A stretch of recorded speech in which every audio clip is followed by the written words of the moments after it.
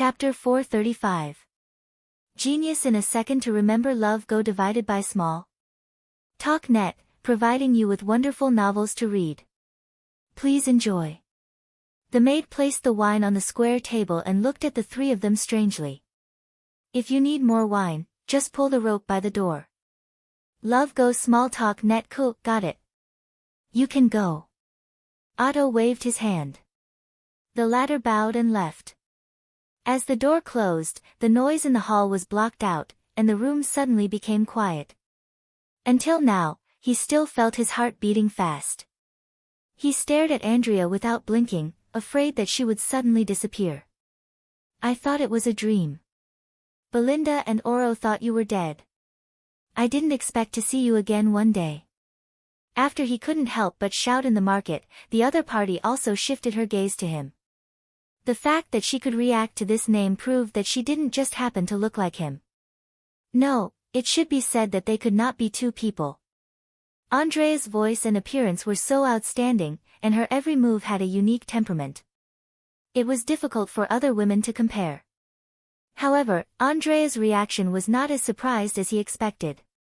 Instead, she frowned, walked to him, and ordered him to follow her. Then, she hurried out of the market. She probably did not want to attract too many people. Yes, nobles should not shout in a place where commoners gathered. He was too impolite. He followed the two of them into a private room in a tavern, and only then did he have the chance to carefully look at her again. It had been 5 years, but she still looked the same as he remembered. If this was a dream, he hoped that it would last longer. Is this your old lover? The black-haired woman whistled. Since you insisted on coming, you should know the value of silence. Andrea glared at her. No one will think you're mute if you don't speak. I'm doing this to protect you. Roland grinned. Besides, you forced me to buy Tilly's birthday present at first, and now you want to drive me away. Isn't that too unbecoming of a noble? Aristocratic demeanor depends on who you're talking to, Andrea snorted. It's not necessary for you. This is.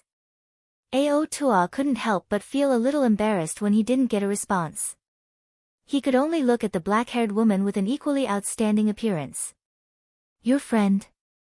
Ashes. Before Andrea could speak, she said directly, who are you, and why do you know her? I'm Atalosai from the Kingdom of Dawn. He was slightly surprised by the question. This woman who called herself Ashes was too blunt and sharp. She did not seem to be a well-educated nobleman. Why would Andrea hang out with such a person? I've known Andrea, my sister Belinda, Oro of the Tokat family, and the eldest son of the King of Dawn, His Highness Appin. We're friends who talk about everything. It sounds like a story about a group of powerful people. Ashes shrugged. Did you just say she's dead? That's because, enough, Andrea interrupted. Belinda and Oro are right. The lady of the Quinn family you're familiar with is dead. But you're still here. Ao Tua shook his head repeatedly. What happened at that time? In the city of Glow, the capital of the Kingdom of Dawn, apart from the royal family, the most prominent nobles were the Tokat, Quinn, and Luashi families. The heads of these families were the king's most trusted companions and ministers with real power. This tradition had been passed down since the capital of the Kingdom of Dawn was established, and it was still the same in this generation. Andrea was the eldest daughter of the Quinn family. She was impeccable in both appearance and family background. She had countless suitors, including Otto and Oro. However, no one expected that during a spring outing, Andrea's carriage would suddenly go out of control and fall into the mountains. This accident even alerted the king.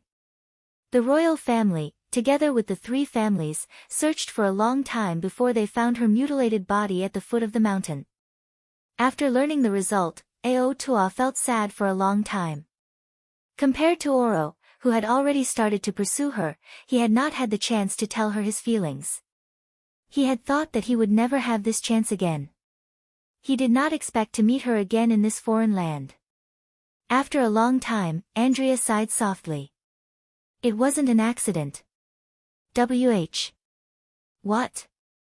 The carriage went out of control and fell into the mountains 5 years ago.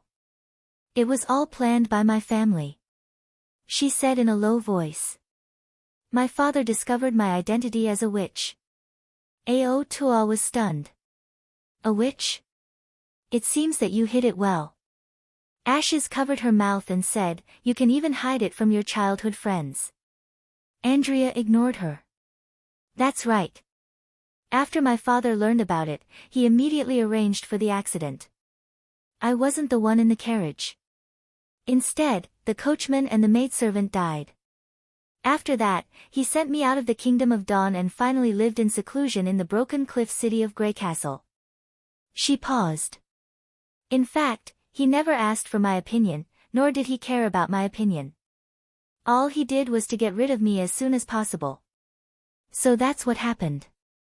Otto fell silent. The Flower of Glow, who was deeply loved by the people, had turned out to be a witch. If this news got out, it would probably cause a serious blow to the Quinn family.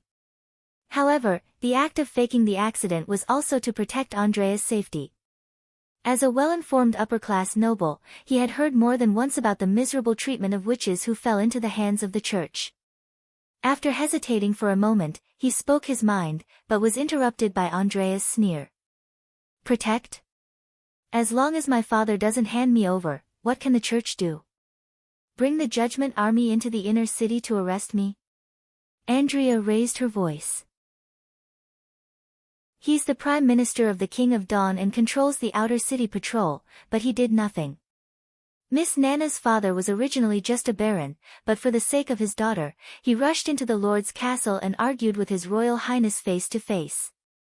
But he only drove me out of my home. Is this also protection? Ao Tua was speechless. After a long silence, he asked hesitantly, will you go back? That day won't come. Andrea stood up. As I said, the eldest daughter of the Quinn family died 5 years ago. That's what my father wants to see. Oro goes to your grave every year to lay flowers. He still can't forget you. She walked to the door and whispered, that's just his wishful thinking. He'll forget you one day. Watching the two disappear from the room, Ao Tua lay on the bench powerlessly.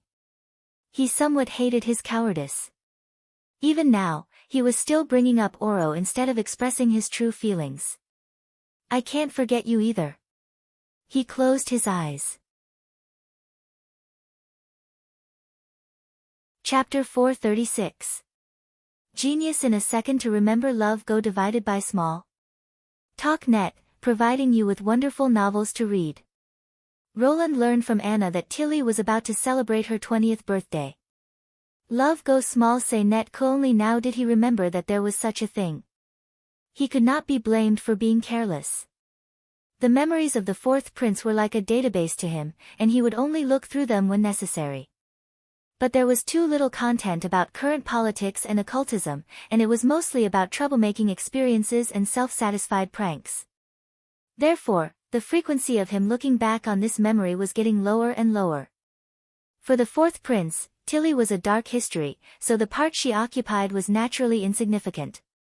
The content related to her was suppressed to the lowest level, as if he did not want to remember it at all.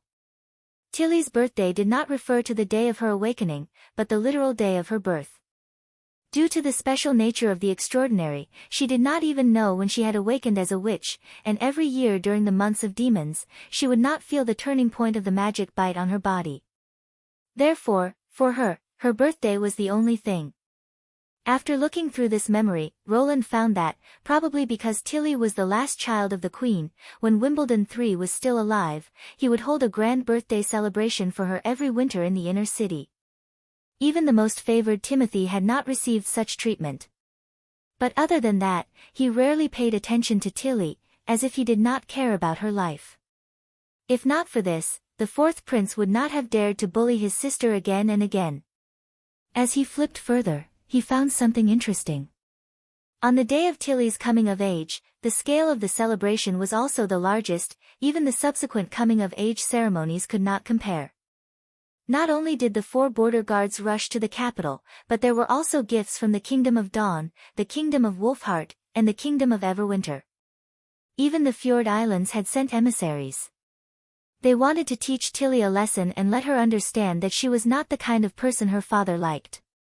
The reason why Wimbledon III had done this was just to make it up to the late queen. His kindness to Tilly was just to comfort his mother in heaven. Regardless of whether Roland believed it or not, they believed it at the time. So, the two of them went to find Prince Roland and tried to instigate him to fight. However, ever since he was taught a harsh lesson by Tilly 8 years ago, he was no longer willing to provoke his seemingly quiet but rebellious sister. So, he refused to agree no matter what. Left with no choice, the two of them decided to do it themselves. Prince Roland did not know how exactly they did it, but the result was that a pair of bear cubs as a gift from the kingdom of Wolfheart were poisoned to death, which was also Tilly's favorite gift at that time. Seeing his sister holding the dead bear cubs in a daze, Prince Roland found a trace of pleasure in his heart. No wonder he was the scum of the royal family. Except for murder and arson, he really did all kinds of bad things. No matter what, this must be a terrible memory for Tilly Wimbledon. Love go small say net ko. After reading it, Roland quickly thought of what he should give her. He spread out a piece of white paper and began to draw his gift. What is this? Nightingale poked her head out from behind. A bear? Yes, a bear plushie, the kind that you can hug to sleep, Roland said with a smile. Based on his limited gift-giving experience, he knew that most girls had no resistance to cute and furry gifts, and a plushie of the same height could perfectly blend these 2 points. Of course, simple plushie production was not difficult for him, so it was not unusual. Since he was a prince and had the technical support of a group of witches, he could naturally make it more unique. On the day of Tilly's birthday, Roland came to her room with a gift. After knocking on the door, she was the only one in the room. When she saw him, she was slightly surprised. Why are you here? Today is your birthday. I will hold a sumptuous dinner in the castle tonight, Roland said with a smile. But before that, I have a gift for you. A gift? Tilly was slightly surprised. Is it the one in your arms? She turned her body sideways. Come in. It's a little big, but I promise it's very special. The prince wiped his forehead and put the gift on the floor of the living room. In this era, gifts between nobles were small and exquisite. From flowers to rings, they could be hidden in the gown in advance, and then taken out unexpectedly to give the other party a surprise. It was indeed rare to see a gift like him holding a wrapped cardboard box, and this thing was much heavier than he thought. You've never given me anything before. Tilly's tone was a little unpredictable. You were given a quill when you were born, Roland corrected her. Although it's not a precious gift. Well, it's a royal tradition in Greycastle. She shrugged. What about this? Can I open it? Of course. Roland smiled and sat beside her, watching her untie the ribbon little by little. When the cardboard box was put down, he heard her slightly gasp. What is this? Tilly blinked. A bear. Roland grinned. How can a bear look like this? She curiously circled the doll twice, and then could not help but touch it. It's so soft.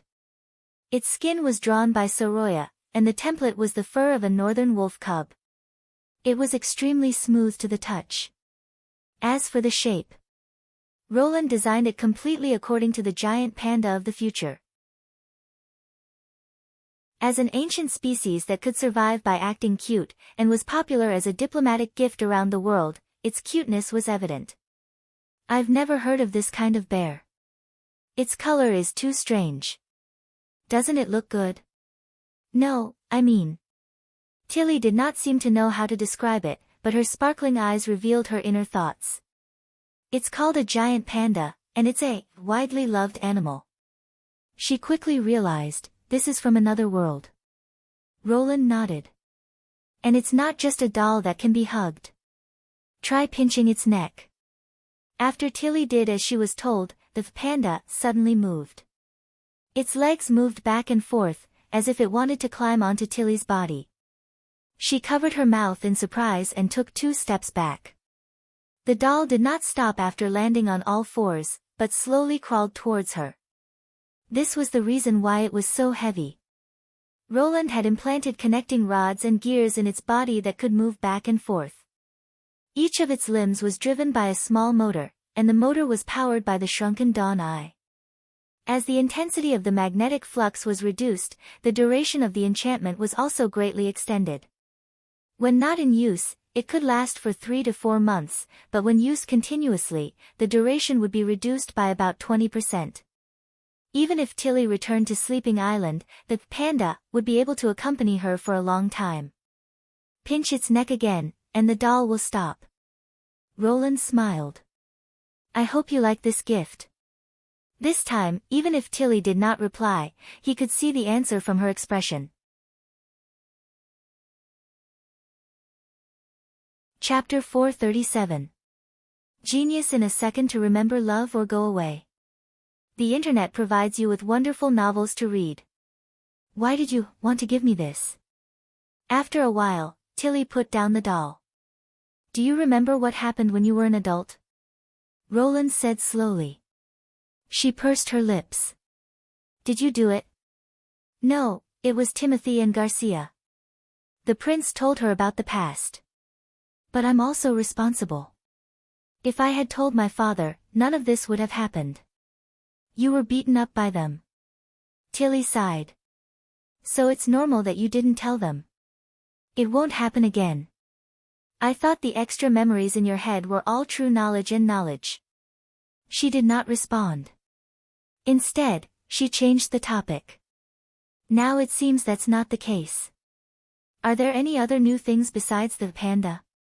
When he heard her roll up her tongue and mumble the unfamiliar syllable, Roland could not help but smile. Of course, there are many. If there's a chance, I can tell you slowly. Tilly was undoubtedly smart. He believed that she would understand him as long as he said half of his words. Sure enough, after a brief daze, she stared at Roland thoughtfully. At this time, Andrea's voice suddenly came from outside the door. Lady Tilly, I've brought you a present. Go away. I was the first one, okay? Then came Ash's voice. I was the first one.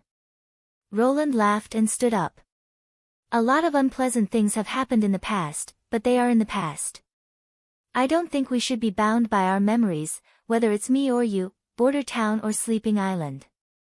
If you encounter any trouble in the future, you can come to me at any time. I'll always be your brother. He paused. Happy birthday, Tilly. He opened the door. The 2 witches were stunned and stared at each other. The prince smiled. Don't argue. I'm the first one. Otto felt lost as he walked down the street. Andrea's words still lingered in his ears. The eldest daughter of the Quinn family died 5 years ago. This is what father wants to see. He felt that this sentence was not correct. He wanted to refute it, but he did not know where to start. These days, in addition to observing Border Town, he spent the rest of his time wandering around the market, hoping to see her again, but ultimately to no avail. Otto walked to a stone bench by the side of the square, brushed away the snow on it, and slowly sat down. Although his thoughts were surging, he did not forget the purpose of his trip. Apart from the military camp, he had walked through every corner of the town and gained a comprehensive understanding of the place. For example, the townspeople's lives were not as well off as they had been in the beginning. Instead, they were no different from ordinary poverty. All these changes came from Lord Roland Wimbledon. Not only did he lead the people to repel the terrifying demonic beasts, but he also invented all kinds of magical machines and tools to improve everyone's lives. Otto witnessed the operation of the black machines in the mining area. 2 of them could do the work that dozens of people could do, and it was extremely easy. There were also the towering iron towers by the Redwater River, which were said to be able to deliver water to the homes of the residents. There were also the rapidly built city walls, residential areas, and docks. Nowadays, ditches were dug everywhere in the town, which seemed to be for the installation of more convenient heating equipment, so that the residents would no longer have to suffer from the cold. He could see such news on the bulletin board in the center of the square every day. What was even more shocking was that most of the townspeople could actually read the official documents posted there. The more he observed, the more incredible it was. The changes in border town were everywhere, and they were completely beyond his imagination. Otto opened his notebook, intending to write down today's new discoveries, but his hand holding the pen was suddenly grabbed. He looked up and found two patrolmen in black uniforms standing in front of him. "Are you Silvereye?" That was the fake name he used when he pretended to be a businessman. Otto responded calmly and looked around, only to find that there were also black uniforms on the other two sides of the square, but they did not approach, and their eyes were fixed on him. They were here for him. Otto's heart sank. He had thought that the patrolmen here were different from what he saw outside, and that they were very well behaved. He did not expect that he would get into trouble now. "What's the matter?" he asked coldly. There was no benefit in currying favor with these greedy people who bullied the weak and feared the strong. Even if it was blackmail, he could not allow them to open their mouths. If he could not get rid of them, he could only use his noble identity. However, the reply of the man in black was completely unexpected to Otto. "We received a report that you are suspected of spying. Now put your hands behind your back and act according to the instructions. If you have any intention of resisting, we can't guarantee your safety." "Spy? What kind of reason is this? Do they want to find a scapegoat? I don't understand what you said at all." Otto shook off the man's arm. "I'm a noble from the Kingdom of Dawn, the Luashi family in the City of Glow." "I'm not." Just as he shook off the man's arm, he was suddenly punched in the abdomen. Most of his strength suddenly disappeared. A stream of acid flowed into his mouth, and his body involuntarily curled up. Then the two men pressed him down in the cold snow, and his hands were firmly tied together with a rope. "Noble. You said a few days ago that you were a merchant." One of them sneered. "I told you not to resist." The other man kicked him hard again. "You asked for it. A few days ago." Could it be that they had been watching him for a long time? That was impossible. At least in the first 2 days, no patrol team had noticed his whereabouts. "Ahem. I'm indeed a noble. There are documents in my bag." Otto struggled, but the man did not budge. "Go and explain to Lord Carter." The two men lifted him up. "If you confess everything, you might be able to live." After a day in prison, Otto, hungry and thirsty, finally saw the man they had been talking about, Lord Carter. Before the man could speak, he grabbed the iron bars and poured out everything he knew. "I'm really Otto Luashi, from the City of Glow in the Kingdom of Dawn. I was entrusted by the King of Dawn to come to Grey Castle to seek allies against the Church. I'm not a spy like you said. I want to see your lord, His Highness Roland Wimbledon." He had long heard of the darkness in the prison. The patrol team often colluded with the rats and imprisoned some outsiders as scapegoats. If he was regarded as a lamb with no background, he was afraid that he would never have the chance to see the light of day again. The man was obviously stunned. "I haven't asked anything yet." He tilted his head. "What do you think?" To Otto's surprise, a woman emerged from the shadows. She was shrouded in a white robe, and her face was covered by a hood. But judging from her figure, she was no less beautiful than the flower of glow. "What he said is true," the woman said, spreading out her hands. "Really? So he's really a messenger from the Kingdom of Dawn?" Carter put his hand on his forehead. "It seems that we've caused trouble for His Highness again."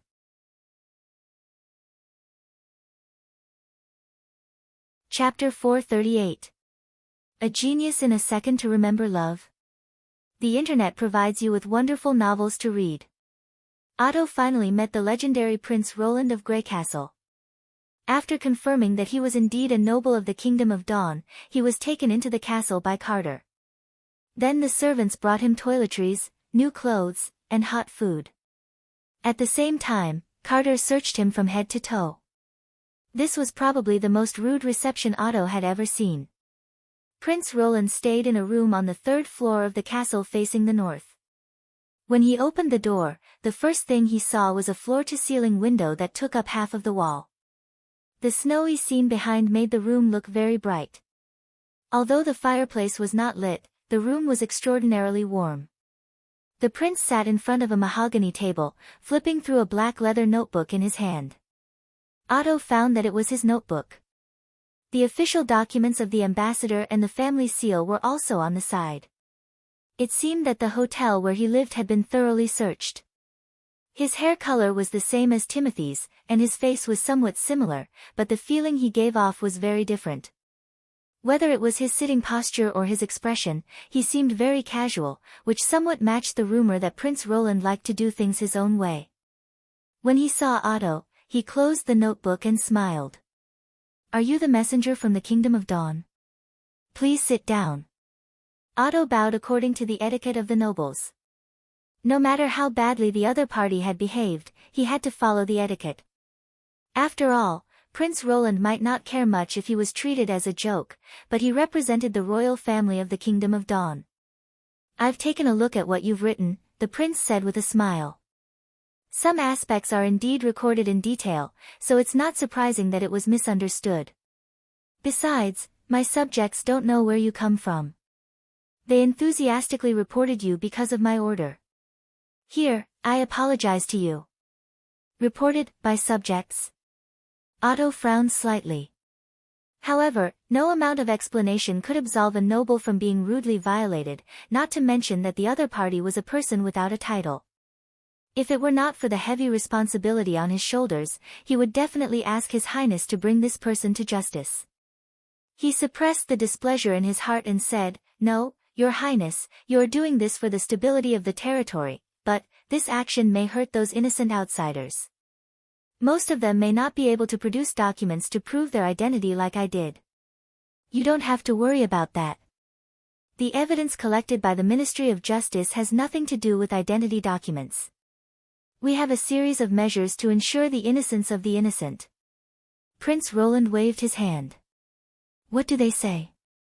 "We don't wrongly accuse a good person, but we don't let go of a bad person either." At this point, he raised the corner of his mouth. "I've heard about how you were arrested. If you had followed their instructions, you wouldn't have suffered any harm.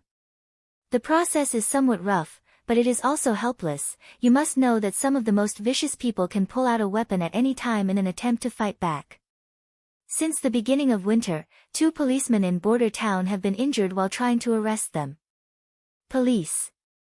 He was probably referring to the patrol members. What was the Ministry of Justice? Was it an organization that managed the patrol team? He suppressed the doubts in his heart. "Does this happen often?"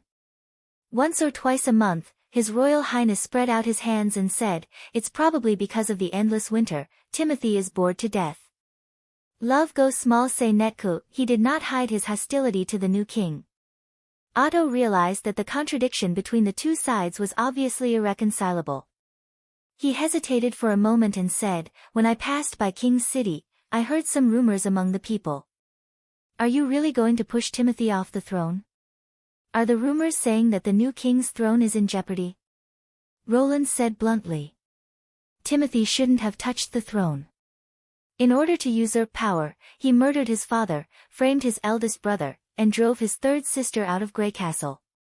The entire southern territory was destroyed by the flames of war, and the people lost their homes. These are all crimes he has committed. Only by overthrowing him can Greycastle regain its former prosperity." Otto was a little stunned. Roland and Wimbledon's reaction was even worse than the new king's. At least in terms of determination to fight, Timothy was far less active. The positions and momentum of the two seemed to have been reversed. He cleared his throat and continued, "In this case, as a friendly neighbor of the Kingdom of Dawn, I hope that Greycastle can regain its stability as soon as possible. This time, I came with the covenant of the King of Dawn, His Majesty Degan Moya. Oh. The prince said with great interest, where is it? To avoid leaking the news, I didn't bring Wen Han with me, but His Majesty granted me the right to sign it myself. Otto repeated the offensive and defensive alliance agreement given by the King of Dawn. If the two countries can work together, we can effectively contain the attack of the Church and avoid repeating the mistakes of the Kingdom of Everwinter and the Kingdom of Wolfheart. That's it? The prince's response surprised him. What did he mean by, that's it? He had clearly made it very clear. When he was about to repeat it, Roland shook his head and said, this plan may not work. The Church's determination to annex the four kingdoms is much stronger than you think. Coupled with the outstanding God's punishment army and witches, your so-called troops stationed at the border will probably be surrounded and destroyed by the enemy before they can set off. God's punishment army and witches? Otto was surprised. It seems that you know nothing about the ambition of the Church. Prince Roland took a sip of tea and said, I'll tell you all the information I know, and I hope you can bring it back to the Kingdom of Dawn so that the king can re-examine this covenant. If we want to defeat the Church, what we need to do is not deterrence, but an all-out attack. The meeting did not end until the evening. When the prince put down his teacup, the field and forest behind him had become dark. The room lit up with a strange light, brighter and purer than candlelight, but Otto was not in the mood to pay attention to it. He felt the cold sweat on his back soaking his clothes. His fingers unconsciously clenched into fists, and his palms were slippery. His mind was filled with His Highness's words. Using wild witches to create extraordinary warriors, secretly training combat witches, pure witches, and the purpose of the Church to destroy the four kingdoms at all costs was to prepare for the coming Doomsday War. These pieces of news were simply too unimaginable. But many details matched with the information he had learned, such as the pill of madness used by the Church to weaken the resistance of the four kingdoms, the continuous collection of female orphans in carriages to the Holy City, and their attitude toward the defeated nobles. If it was to completely erase the influence of the nobles and achieve a complete unification of the Church and the kingdom, everything made sense. I can't make a decision, Otto stammered. These things are too important. I have to report to His Majesty. Of course, this concerns the life and death of the two kingdoms, the prince said calmly. We can't be too careful. But don't forget, we don't have much time left. When he was about to leave, Otto walked to the door and turned back hesitantly. Your Highness, I heard that a group of witches has been recruited in Border Town. I wonder if you've heard of the name Andrea. Ah, she used to be a noble of the Kingdom of Dawn. Unfortunately, she was stranded in Greycastle. The prince raised his eyebrows. Why, do you know her? Yes. Otto's heart skipped a beat. Can you let me see her? The prince nodded. I can arrange it for you, but it's up to her whether she will see you or not. Isn't Andrea your? He shook his head with a smile. The witches are just people who live here, not my servants. I can't control their thoughts.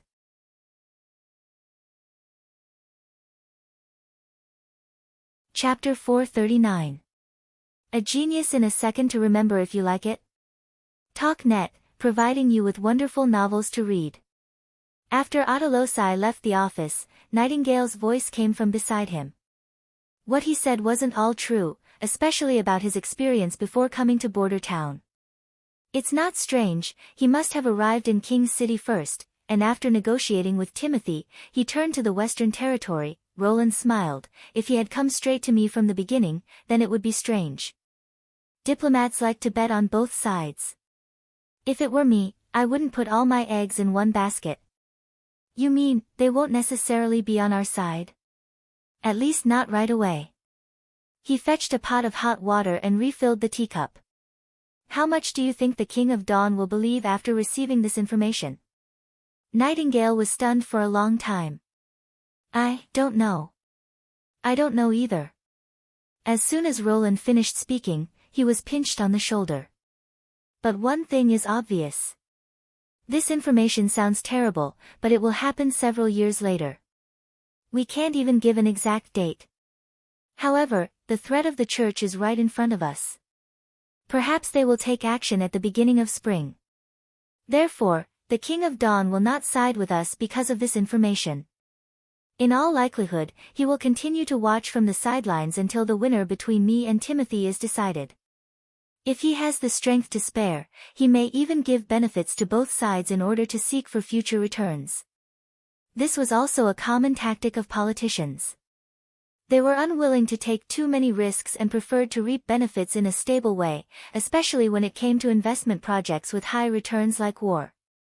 If there were no demons, Roland would not be averse to deep contact with them. He would lay a trap for them to jump into and then collect more debts with interest. But now he was not in the mood to play this kind of diplomatic game with the other side. In the next year, Border Town must take the initiative to attack and quickly stabilize the situation. A storm was about to sweep through, and the fish that were still fighting for food in the pond could only die. Then, will you tell them the information? Nightingale was puzzled. At least the Kingdom of Dawn is not our real enemy. I don't know how much the nobles will believe about the demons, but they will definitely spread the news about the church's ambition, which will weaken the foundation of the church's rule, Roland explained. Once they lose the support of the people, it will not be easy for the church to quickly use the kingdom's resources. Although he had told Otto all the information he knew, in fact, he only revealed the part about the existence of demons to Otto. He did not tell Otto about the Witch Empire and the first 2 battles of divine will. The former was even more unbelievable than the existence of the demons, and it might even have the opposite effect, because most of the people were hostile to witches. This kind of thing might be twisted into a witches' conspiracy, with just a little guidance. The latter could easily destroy people's confidence to fight against demons. If they failed in the first 2 times, what chance did they have? In short, the seeds of cooperation against the enemy had been sown. As for whether they could reap results, it all depended on the reaction of the Kingdom of Dawn. 3 days later, Roland met Autoloshi again. From the disappointment in his eyes, he could guess the answer to the meeting. I prefer to form an alliance with you. But compared to discussing the details of the alliance, the most important thing now is to send the news back to the Kingdom of Dawn as soon as possible. He put his hand on his chest and bowed. So I'm here to bid you farewell. I hope to hear good news from you. Roland nodded. By the way. Your Highness. Otto hesitated for a moment. I have a presumptuous request. What is it? Please take care of Andrea Quinn for me. Andrea is a witch of Sleeping Island. You should ask Tilly Wimbledon instead of me. Roland sighed and agreed. Standing at the top of the castle, Andrea faced the howling cold wind and looked to the south, where the Redwater River flowed. Aren't you going to the dock? Hiding behind an invisible barrier, Shavy shivered in the cold. I heard that he's going to leave on a ship soon. As his childhood playmate, it's only right for me to send him off. It's the same here. She let out a long sigh. I heard from Ashes that he can't forget you. Only 1 out of 10 of her words can be trusted, Andrea said grumpily. She even praised him in front of Lady Tilly for being so consistent. A dog's mouth can never utter ivory. Is that so? Shavy's teeth chattered. That's right. She snorted and then looked at Andrea, who was curled up into a ball. If you feel cold, you can go down first. You can come back to pick me up later. It's okay. I'll wait for you here. Shavy shook her head. Anyway, if I catch a cold, Miss Lily will treat me. I can take a couple of days off and play a few more games of cards.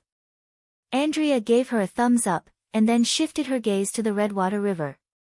In the drifting snowflakes, she vaguely saw the raised sails, and a red dot swaying slightly at the top of the mast. That was the signal to set sail. That's good, she thought. Time will dilute everything. Forgetting is a better result for everyone.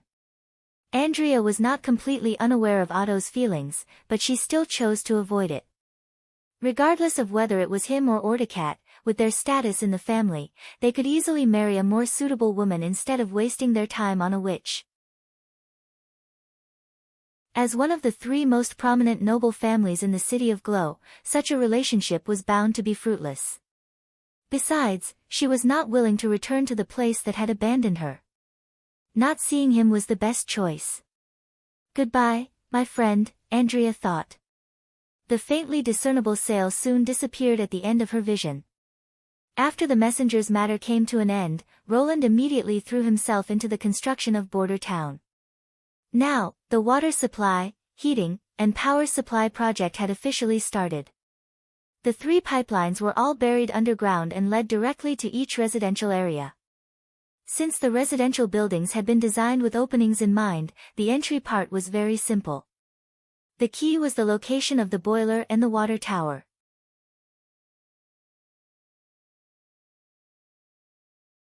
Chapter 440. According to the construction plan, Roland arranged an equipment room at each well point to accommodate all the equipment needed for the 3 connections for ease of management.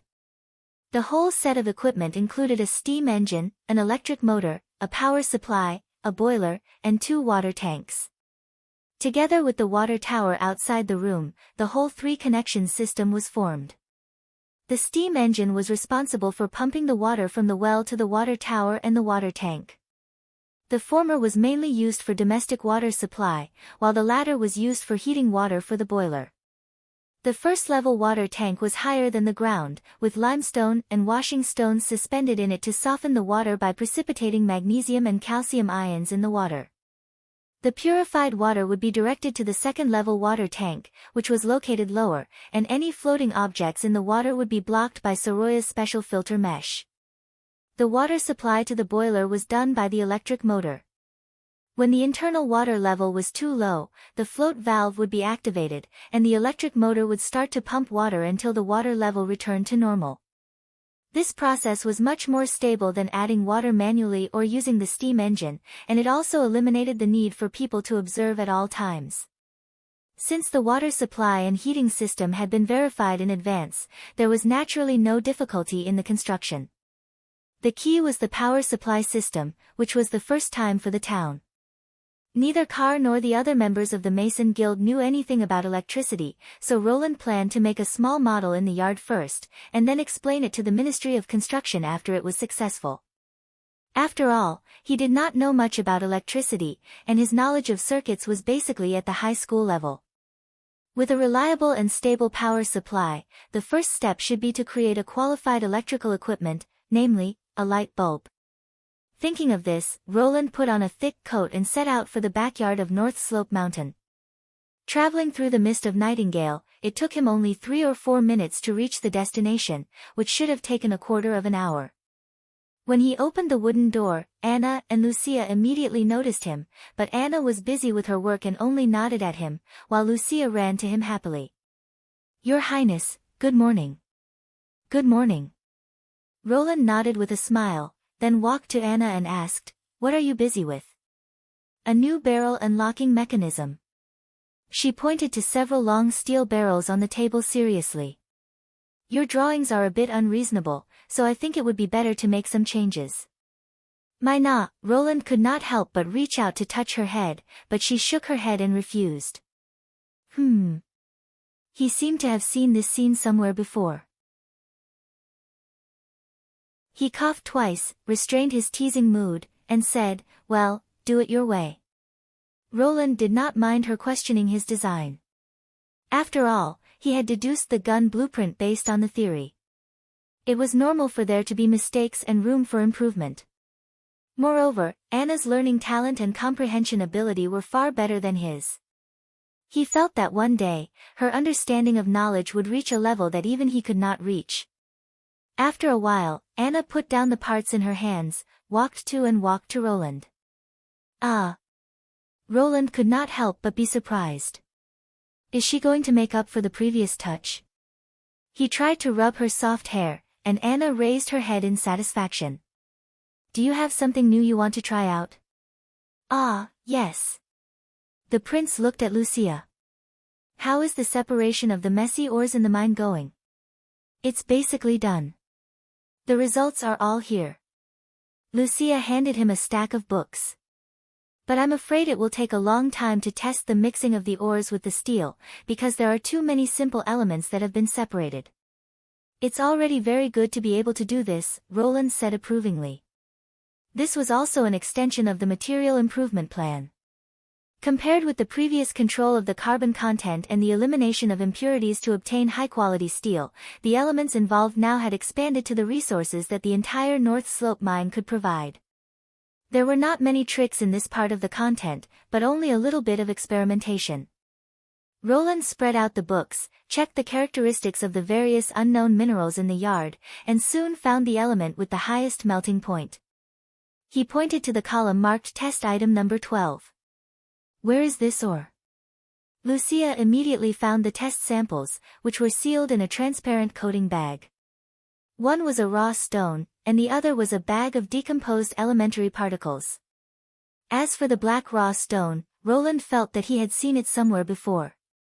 Wait, isn't it the same as the black stone that was sent to my office before?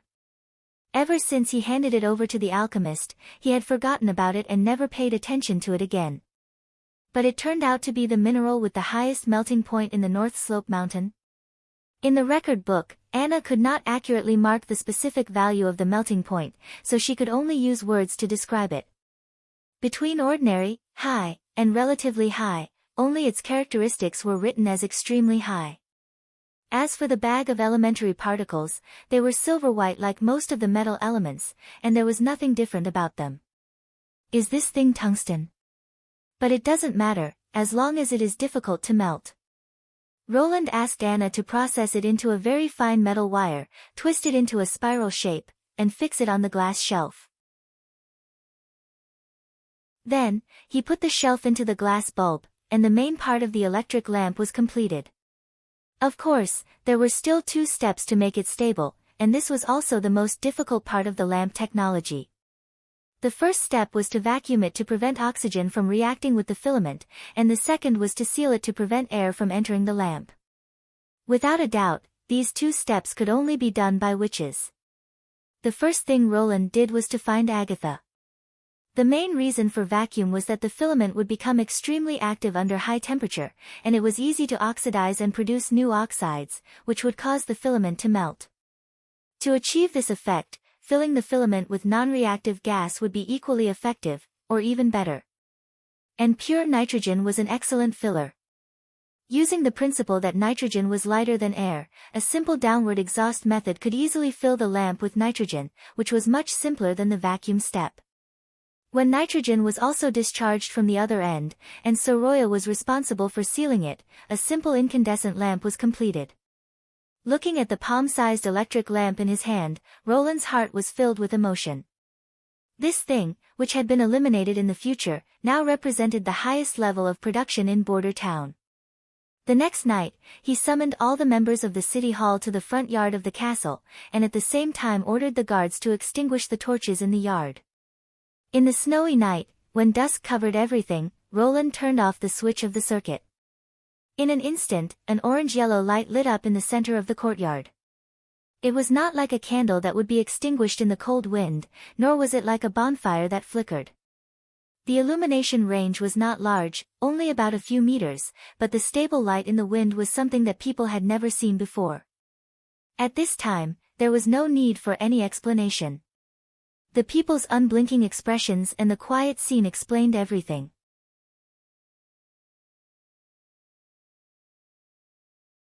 Chapter 441. Brother Vader, is this really okay? Firehead touched his clothes uneasily. Chief Knight said that the uniform is a symbol of our identity. We have to wear it neatly when we're on duty. And we'll be punished if we get it dirty, not to mention that we're not wearing it at all. Whistle kept looking around as if he was afraid of being seen by his peers. Don't be long-winded. Wearing it is enough of a symbol. If you stand in the snow in midwinter, people will know that there are policemen hundreds of steps away. How can you arrest people then? Vader spat. You're from Border Town, right? Yes. At the mention of this, both of them suddenly became spirited. My father is a hunter who used to live in the old street. He's very skilled. He can even shoot a fox in the neck with an arrow. Me too. My father always says that hunting is not stable and that it's better to go mining. He even prepared a hoe for me. If His Highness hadn't become the Lord, I'm afraid I would have to stay in the mine. I can see that. Vader shrugged. Only the children of a hunter's family would have such a strange nickname. Since you're from Border Town, you should be more concerned about the order of the town than an outsider like me, right? Even I'm not afraid of punishment. What are you afraid of? Is it more important than upholding the rules set by His Highness? This. The two hesitated for a moment and then said as if they had made up their minds, "You're right. Brother Vader, you're not an outsider anymore. Haven't you already got your ID card?" His Highness said that those who get this card are all his subjects, Whistle muttered. Vader smiled and said no more. He continued to stare at the row of caves on the east side of the temporary area. It had been nearly 3 months since he became a policeman and he had completely adapted to life in the western region. He originally thought that the patrols would have nothing to do without extortion or fraud, but he didn't expect that they would be so busy every day. The police were needed to receive refugees, deal with civil disputes, and even catch those vicious criminals and spies. Apart from fighting demonic beasts, the First Army didn't interfere with the security operations in Border Town at all. This was very different from what he had expected. In Valencia, the patrol team was more or less a supplement to the city guards. They had to do some of the dirty and tiring work, but they did not get many benefits. That was why many members of the patrol team were used to looking for extra money. But in Border Town, the police and the First Army were more like separate systems, the former for internal affairs, while the latter for external affairs.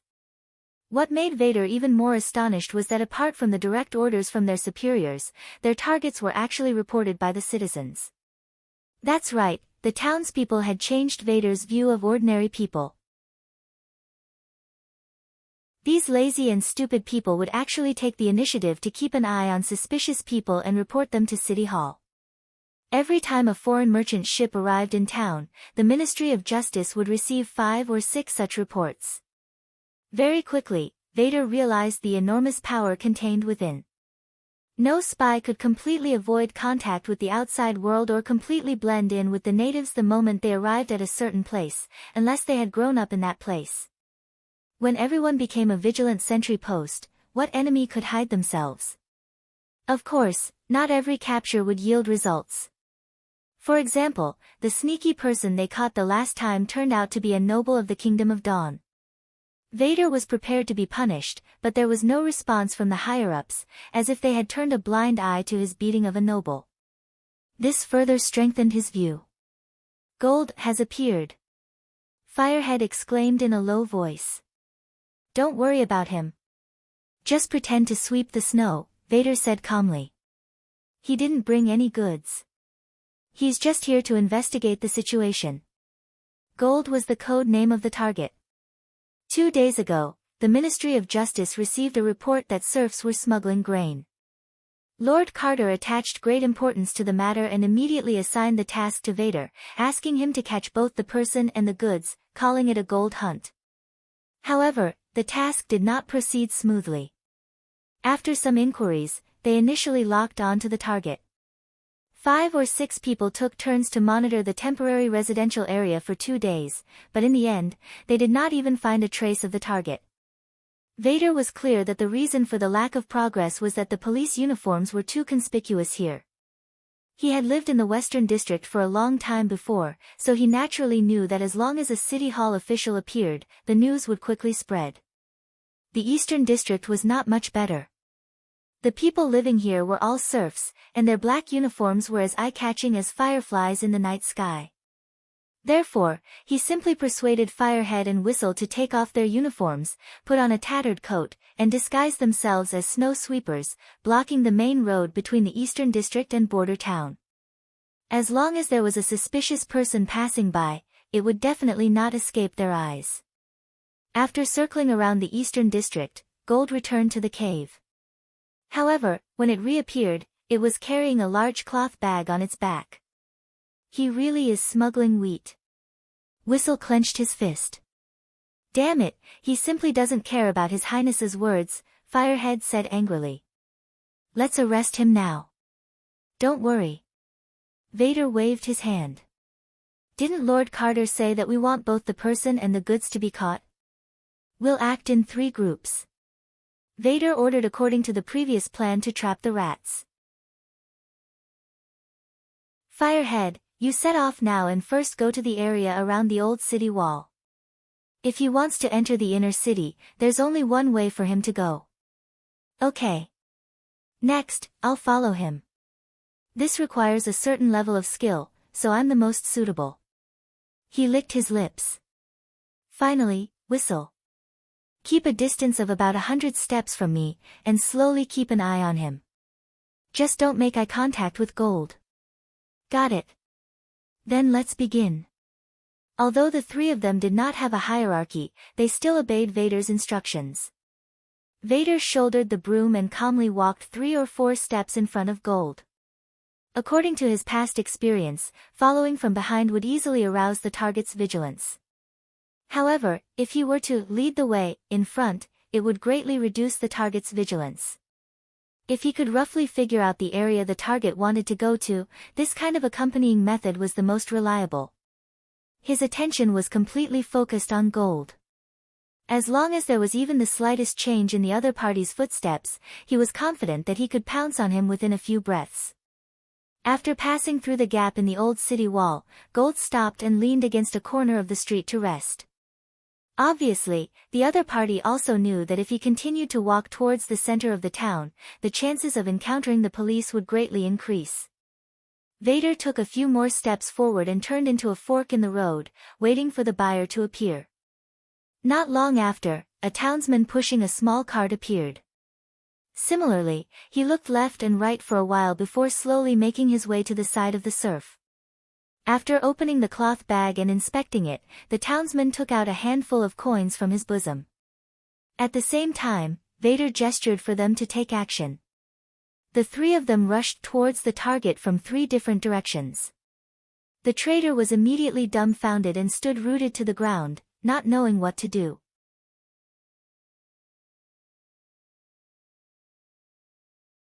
Chapter 442. When Roland learned of this matter, he was studying the layout of the residential area's power grid. After listening to Carter's report, he put down his quill and sighed. Although he knew that such a day would inevitably come, he still felt a little helpless when it really happened. After all, the ban on selling grain privately had been repeatedly announced, but there were still people who would take the risk for a little money. Obviously, this was the first case of this kind, so it was natural to give a heavy sentence. In addition, he had to improve all kinds of laws as soon as possible, and then recruit specialized law officers to interrogate and judge the case. After all, after the city was built, there would only be more and more crimes, and he had no time to act as a judge all day long. The trial was finally decided to be held in the castle hall. Roland also summoned Berev, the director, to the castle to jointly try the grain smuggling crime. In the hall, 2 arrested suspects were kneeling on the ground, pale and with dull eyes. It seemed that they had never experienced such a scene.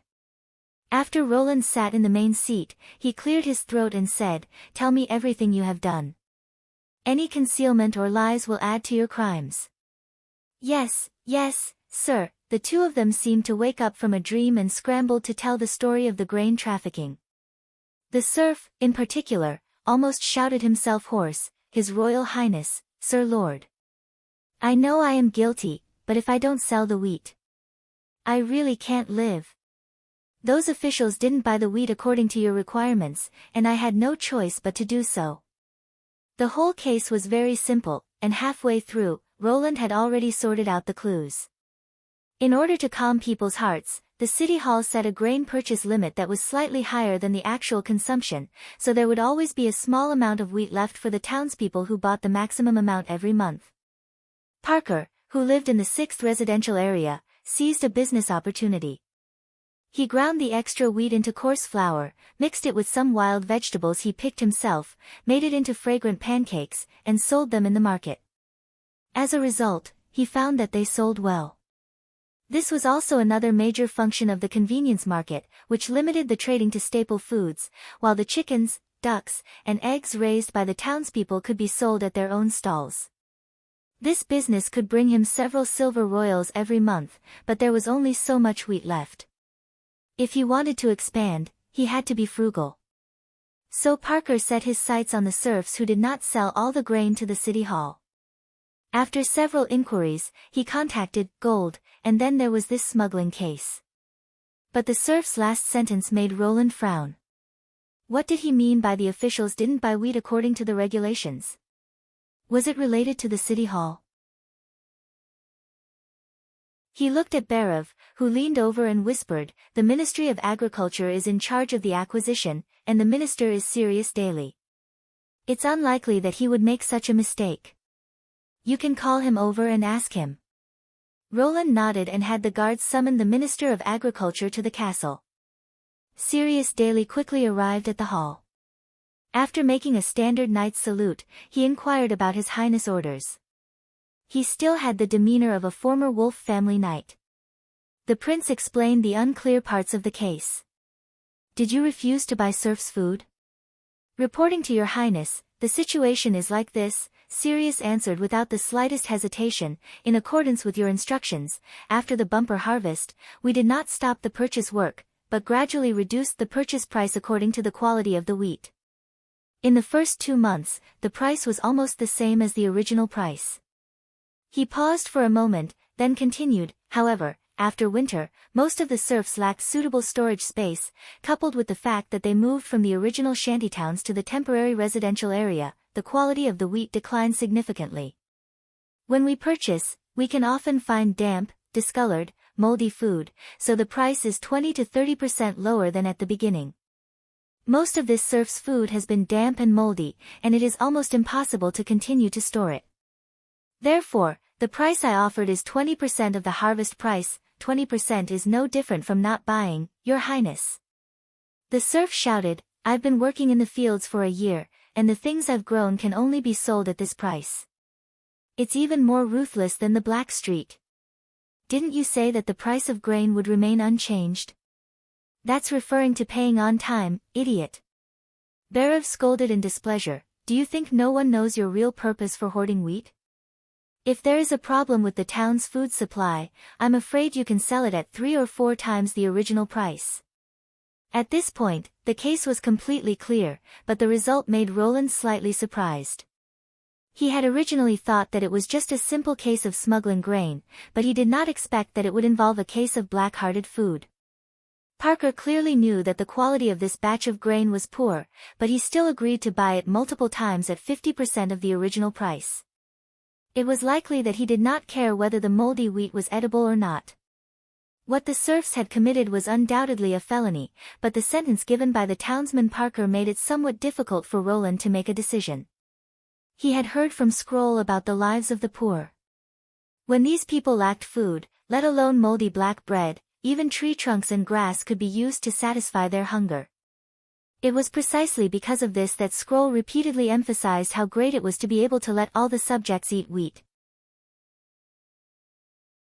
Parker was also a poor person before, so he probably did not realize that using inferior grain to make wheat cakes was a crime. After discussing with Barav for a moment, Roland finally made a verdict. He stood up, looked around, and said in a deep voice, "I pronounce, 2 guilty." The serfs violated the ban by selling grain privately and knowingly. Their crime is 1 level higher and they are sentenced to 10 years of mine labor. If their subsequent performance is good, the length of service may be reduced at their discretion. Parker, a resident of the town, also violated the ban by using inferior wheat to make pancakes and selling them to other townsmen. Both crimes are punished together. In addition to 10 years of labor, a fine of 3 times the profit from the pancakes will be imposed. The above sentence will be carried out immediately. The 2 people's bodies went limp and they involuntarily collapsed to the ground. The guards standing at the side immediately came forward and dragged them out of the hall. The prince then ordered Sirius, "Write this matter into a notice and give it to Berev to review and publicize it. I want all the subjects to understand the cause and effect of this case and prevent such things from happening again." "Yes, Your Highness." After the trial was over, Roland called Chief Knight Carter to his office. "I heard that the arresting person this time is Vader again." Carter nodded. "But this time they went a little overboard. They took off their police uniforms and went to arrest people. In the process, they were even reported by the people as fighting. I'll give him a warning." "That won't be necessary. In fact, you should praise him," Roland said while stroking his chin. "Isn't this a plainclothes policeman? He knows how to be flexible and has experience in arresting criminals. He used to be a patrol member and has a good understanding of the forces of the Blackstreet. He's simply a natural talent for supervision."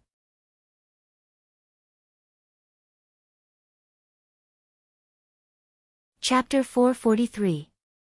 In the secret chamber of the Tower of Babel in the Hermes Cathedral. Tayfun looked at the witch in front of him and could not help but sigh. Does His Excellency Maine really have no time? Of course. The witch stroked her golden curly hair. Otherwise, he wouldn't have sent me to attend the meeting. Let me introduce myself. I'm Isabella, a pure witch of His Holiness. Sir Tayfun, this. The other two new bishops, Soli Dal from the Judgment Army and El from the Arbitral Tribunal, looked at each other in dismay. Although they knew that the church had a group of secret witches, they did not expect that they could also participate in such a high-level meeting. She's a direct subordinate of the Pope. Her position is equal to that of a bishop, but she doesn't hold any actual position in the church, Tayfun explained helplessly. In addition, bishops can also have their own pure witches. After this year's months of demons, you can choose a few witches to train. I see. Soli's eyes widened. Then, what kind of abilities do they have? This is top secret. Only His Holiness knows. Why do we train witches? Elle looked quite dissatisfied. If the believers find out, the reputation of the church may be seriously affected. Of course, it's to help you complete some shady tasks. Isabella raised her eyebrows. Apart from that, I can also accompany you to sleep, vent my anger, or play some other tricks. You know, the taste of a witch is incomparable to that of an ordinary woman. Ridiculous. Ahem, that's enough. Tayfun coughed twice. Sir L, I said that the pure witch of the Pope is equal to the bishop. As an agent, she can even be regarded as His Holiness himself. You should know the most basic manners. And Lady Isabella, please don't make such a joke. They're not like an old man with one foot in the coffin. I won't take it seriously when I'm angry. As you wish, my lord, Isabella said with a smile. Humph, Elle snorted and ignored her. Then let's get down to business first. Tayfun stroked his beard. Do you have anything to report? I don't understand why His Holiness Maine suddenly asked all the churches to escort the captured witches back to the Holy City. Even if it's just for transforming the God's punishment army, we've already paid a heavy price. Elle was the first to speak. Probably because she was angry at the pure witch, her tone was rather stiff. Since this order was issued, we have captured a total of 3 witches. However, during the secret escort, one of them escaped from the cage and killed all the escorts. We still haven't found her whereabouts. No collar? Asked Soli. Not all churches are equipped with the most advanced God's locket of retribution, Elle said angrily. Because of this witch, we lost 16 believers, 4 of whom were judgment warriors. If this kind of thing happens a few more times, I'm afraid everyone will be afraid of capturing witches. However, we all know that combat witches are only a small part of the population. Most of the fallen don't have the ability to resist, so this kind of thing is bound to be uncommon. Isabella said in a relaxed tone, and every time you bring back a wild witch, there may be 2 more scourge for the church. I don't think I need to elaborate on which one is more important, do I? I agree with Lady Isabella. Soli nodded. Now that the Hermes defense line is under increasing pressure, we urgently need more God's punishment army to fight against the demonic beasts.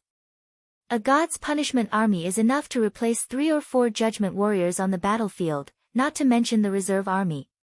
Since His Holiness has made a decision, we just need to carry it out. Taifun turned to Soli Dal and asked, how's the situation in the defense line? Very difficult. The ordinary hybrids are easy to deal with, but the fearful beasts of hell are difficult. Every time they appear, a scourge will be injured or sacrificed. Soli shook his head.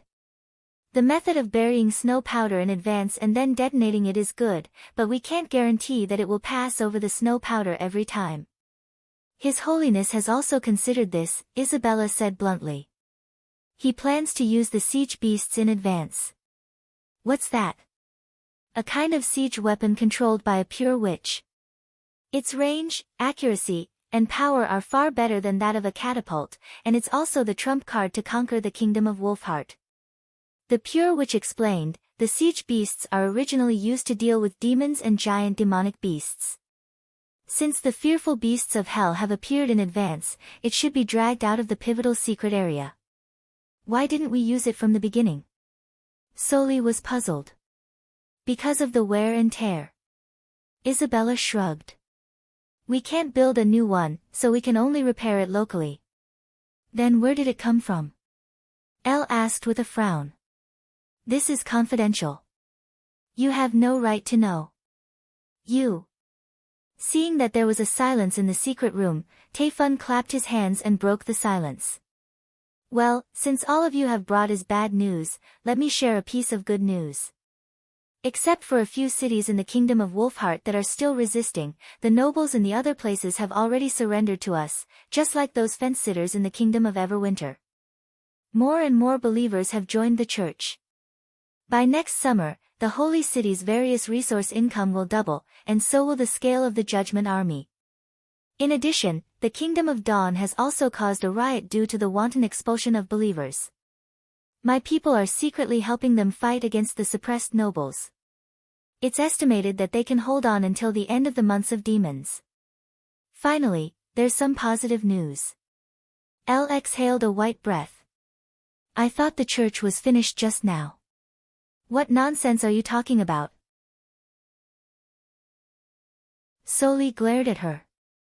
Aren't we progressing steadily according to the plan? Well done. Isabella nodded approvingly.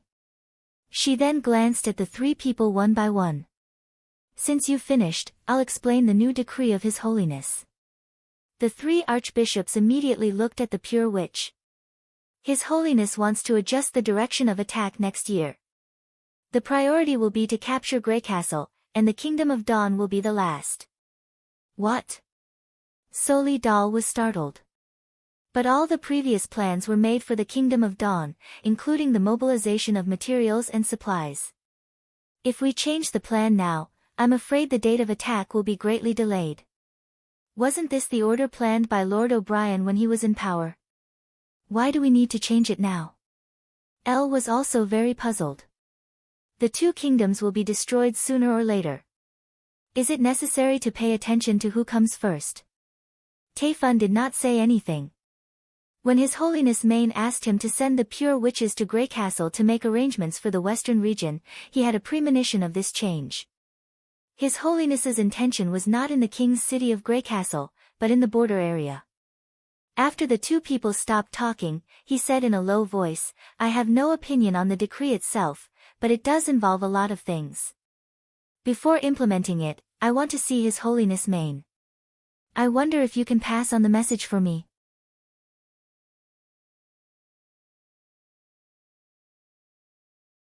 Chapter 444. Taifun felt an inexplicable chill as he walked down the stone steps of the sinkhole. At the bottom of this quiet and deep church was the church's most important secret, the Hermes mechanism. It was the first time he had set foot in this place. Did His Holiness Maine really let me come here to see him? According to convention, only the Archbishop who was regarded as the successor of the Pope was qualified to enter the pivotal secret mechanism. He was too old to take over Main's position. You've served the church for so many years and worked together, so His Holiness trusts you very much, Isabella said with a smile. Moreover, the past rules are not suitable for the upcoming war. The will of God should not be buried underground. It needs to be revealed to all the lost believers and lead us to the final challenge. This is His Holiness's idea. Yes, she said softly. After entering the mechanism, 2 Judgment Army soldiers came to greet him. Your Excellency, His Holiness is presiding over the magic stone experiment. If you have a God's stone of retaliation with you, please hand it over to me for the time being. It may affect the operation of magic power. Taifun nodded and handed a God's stone necklace to them. His Holiness is here. Please follow me. Isabella turned into a long passage and pushed open the iron door at the end. With a harsh squeak, Taifun saw another pure witch with her face covered. She blocked the door like a ghost. Her white skin could be seen under the black veil that wrapped her body. It seemed that she was naked except for the veil. The most eye-catching thing was the witch's eyes, which were different from ordinary people's pupils. Her eyes were a dull silver gray and there seemed to be a whirlpool spinning in them. If one looked at them for a long time, they would be sucked in. Taifun lowered his head subconsciously. Only then did he notice that the witch was not wearing shoes. Instead, her feet were covered with a bright red dot on each of her well-proportioned toes. The bishop could not help but think of the saying, the taste of a witch is incomparable to that of an ordinary woman. Damn it, are these witches all goblins? He quickly moved his slender feet away and heard Isabella's reminder. Your Excellency. Ahem. Taifun collected his thoughts and walked into the house. The room wasn't big, and the rosin torches hanging on the walls were burning vigorously, but he didn't smell the familiar sweet fragrance. 4 pure witches sat around a stone table, fiddling with a pile of glittering and translucent stones. Beside the stone table stood the current pope, His Holiness Main.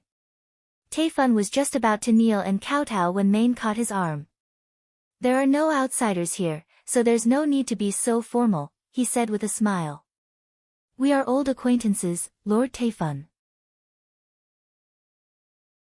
It had only been 2 months since they last met, but Main's forehead already had a few more wrinkles, and there were a few strands of silver in his hair. However, his tone was still as familiar as before, without the slightest arrogance. You can't do that. Taifun suddenly felt a surge of warmth in his heart. Even if there are no other believers, I have to follow the order of the church. And what I said is order. The Pope smiled disapprovingly. Let's not talk about this. How's the situation up there? I originally planned to ask Isabella to convey your message, but since you're here, tell me about it. Yes, Your Holiness. Taifun nodded. After describing the current situation of the church, he talked about the last order Isabella mentioned. Right now, we're preparing resources for the Kingdom of Dawn. I'm afraid it will take a lot of effort to mobilize them again. Why did you suddenly decide to attack Grey Castle first? That's the main reason I called you here. Main sighed. Grey Castle is now showing signs of decline. The order for the selection of Crown Prince and the Pill of Madness have achieved the desired effect, and the Kingdom of Dawn is in civil strife. Their destruction is only a matter of time, so it doesn't make much difference who attacks first. I think so too, but Grey Castle is still a huge opponent. There are 2 main reasons why I decided to change the attack plan, the Pope said slowly with his hands clasped behind his back. The first reason is basically the same as your concern. Grey Castle has the largest territory and the richest resources. It's a huge enemy, but it also means a huge reward. If we can convert it into the territory of the Church soon, the benefits will be much greater than occupying the Kingdom of Dawn. If we had 10 years, I would definitely carry out the plan set by Lord O'Brien, but we don't have much time. The appearance of the fearful beast of hell means that the bloody moon may appear much closer than the date mentioned in the Holy Book. At this time, it's worth taking some risks and making more sacrifices. Taifun nodded slightly. This reason was indeed good, but the problem was, it did not seem like Maine's style. Then your second reason is? Roland Wimbledon of the Western region, the Pope said decisively. You mean Prince Roland of Greycastle? He could not help but be startled. Based on the information we gathered over the past year, I discovered something incredible. Maine patted the bishop's shoulder. Whether it was the church's actions against him, or the kingdom of Greycastle's actions against him, they all failed without exception. The first failure can be traced back to the Duke of the Western region's attack on his territory. At that time, what did Roland have? Nothing but a run-down town. Outsiders think that he surrendered to the demons and defeated the Duke's knight group. But we all know that, except for extraordinaries, one or two witches are no threat to a fully armed knight equipped with God's stones of retaliation. Later, the information became more and more unbelievable. For example, in a secret letter sent to the Holy City 2 months ago, the new King Timothy once sent nearly 2,000 crazed soldiers to attack the Western region, but they were defeated immediately. What does this mean? Tayfun could not help but gasp. 2,000 crazed soldiers. Even in Hermes, they were still a force to be reckoned with. If we look at the information separately, we might not find anything, but when put together, it's very shocking. Roland Wimbledon has never been defeated in a war. The Pope said in a deep voice, and from the information, we can see that his power is growing at an amazing speed, and there's a tendency to expand outwards. If this drags on for another year, the entire Greycastle may fall into his hands. At that time, I'm afraid that if we want to annex this vast land, we'll have to pay a much greater price. He paused and looked at Tayfun. There are many things to deal with in the agency. I have no time to take care of the operation and expansion of the church, so I can only entrust these matters to you. After the Archbishop left, the appearance of the room also changed. The torches on the wall disappeared, and so did the pure witch who was studying the magic stone and the stone table. The figure of the Pope gradually faded away, and finally, only Isabella, Zero, and the black-veiled woman were left. If you didn't tell me, I wouldn't have known that Prince Roland of Greycastle is such an interesting person. Isabella smacked her lips. Why do I think he's more likely to defeat the demons than the church? What do you mean? The black-veiled woman frowned. Do you want to betray the church? Betray? Don't make it sound so bad. Isabella shrugged. Isn't the purpose of the church to ensure the survival of human beings in the battle of divine will? If someone else can do it, I don't mind serving them. You.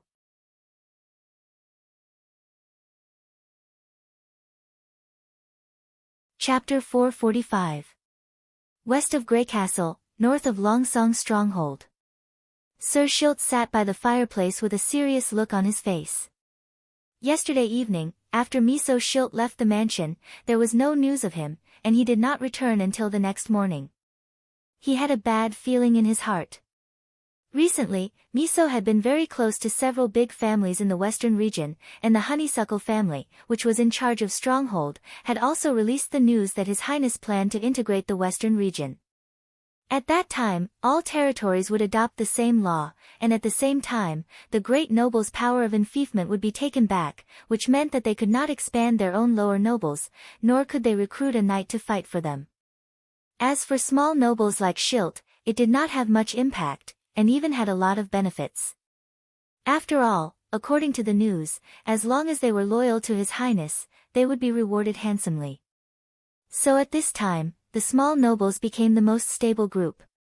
Whether His Highness' reform plan was successful or not, they could accept it. So the wisest thing to do was to wait and see. But Miso Schilt did not think so. Master, the attendant who went out to look for the second young master has returned, the butler said as he pushed open the door of Sir's study. How is it, did you find him? No, the butler shook his head. I have searched the taverns, casinos, theaters, and brothels in Stronghold, but still did not find any trace of the young master. Sir Schilt was a little anxious. The people who were sent to look for Miso were divided into two groups. The first group went to the small noble territories nearby. Most of them were knight enfeoffed by Duke Ryan, and their status was equivalent to their own family, so Miso often went to these territories to attend some parties and dinners. The second group went to the entertainment places in Stronghold, which were also popular places for young nobles. Seeing that both groups of people returned empty-handed, Sir's bad feeling became stronger and stronger. He got up and walked to the window, looking to the east of the territory. After crossing 2 territories of Sir, it was the territory of the Elk family, which was also the largest Earl territory in the western region. Ever since the fall of the Duke of Ryan and the Perot of the Honeysuckle family had completely sided with Prince Roland, the Elk family had vaguely become the leader of the resistance against the prince. Damn it, Miso couldn't have gone there, right, master, second young master is back. Suddenly, a servant ran into the study. He's changing in the hall. It seems like he's about to leave. What? Sir immediately grabbed the crutch beside him, ignoring the butler's dissuasion, and quickly walked downstairs. As soon as he stepped into the hall, Schultz suddenly felt a buzz in his head. He saw Miso take off his thick coat and change into a thin, soft leather coat. In front of him was a set of shiny knight armor. The 2 subordinates were currently bustling about, preparing the final steps of putting on the armor. Where did you go yesterday? The old sir could not help shouting. What are you going to do now? Father, here's our chance, Miso said excitedly. The chance to be promoted from the lowest knight to the baron, or even the viscount. Schultz felt his blood boiling. Who told you that? Sir Jacques Med, he brought His Majesty's secret order. Oh no. Schultz could not help but take 2 steps back, his heart sinking to the bottom. Jacques Med was the eldest son of the Elk family, not to mention that the new King Timothy was involved. Everyone knew that the enemy Timothy wanted to eradicate the most was Roland Wimbledon, who was in charge of the western region. The last thing he wanted to happen had happened, and it seemed to be more serious than he had imagined. What on earth did you hear? Sir Med summoned most of the nobles of the western region to his castle and announced His Majesty's handwritten document, which stated that as long as they helped him capture Longsong Stronghold, everyone's title and territory would be promoted by 1 level. Miso seemed still immersed in the grand scene. Lady Miriam of the Wild Rose family, Lord Cavan of the Maple family, and Lord Reminoa of the Wolf family all put their fingerprints on the document without hesitation and swore to serve His Majesty. The rest of the nobles and knight also decided to follow the 4 big families and remove the Honeysuckle family's rule over Longsong Stronghold. How stupid! How could the 4 big families make a decision on the spot just because of a document? Sir sighed inwardly. Did you forget that when the Duke of Ryan was still the guardian of the western region, these people were perfunctory about the Edict of Wimbledon III? When did they change their temperament and become so loyal? There was only one answer. This was a complete drama. The purpose was to make the small nobles who participated in the gathering believe in the good situation and encourage them to become the vanguard of this undercurrent. The specific plan was probably started several months ago. By now, the 4 big families had probably already determined the division of benefits after the victory. Schultz opened his mouth, but he couldn't say what he thought. Miso Schultz was not the first son Philin, so some dissuasion had no effect on him. Where are you going with this armor? The old sir asked after a moment of silence. To win honor and status. Miso put on the steel breastplate. Even if the Light of Dawn becomes the first knight of the western region, he will only be honored. But I will be honored for the whole family, father. When the dust settles, you will find that I am no worse than my brother. If Timothy can completely defeat Roland, you are right. But the new king's army is still far away in King's City, while His Highness Roland is close at hand. Have you forgotten how the Duke of Ryan was destroyed? Schultz said in a low voice. This time, it's different. His Majesty the King has shipped a batch of snow powder weapons, the same as the ones used by Prince Roland before. I heard from Sir Med that there are more powerful ones to come. Without the advantage of weapons, can I still recapture Longsong Stronghold? Miso put the long sword on his waist and nodded to his father. The battle will begin soon.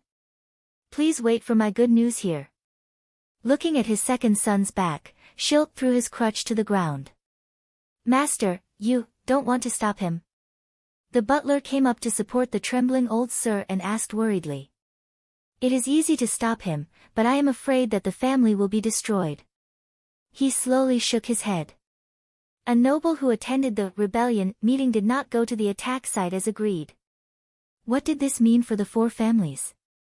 Whether it was the crime of escaping or defecting, it could lead to the death of the Schilt family. Think on the bright side. What if the four families win? The butler comforted him. After all, the months of demons will not end so soon. I am afraid it will be 2 or 3 months before the snow melts. By the time the fourth prince's army arrives, the king's army may have already surrounded the western region. If it was before, he might really think so. But since his trip to border town, Sir had a completely different view of His Highness Roland. Not to mention that his eldest son Philin Schilt and his family's benefactor, Lady Agatha, both lived in border town.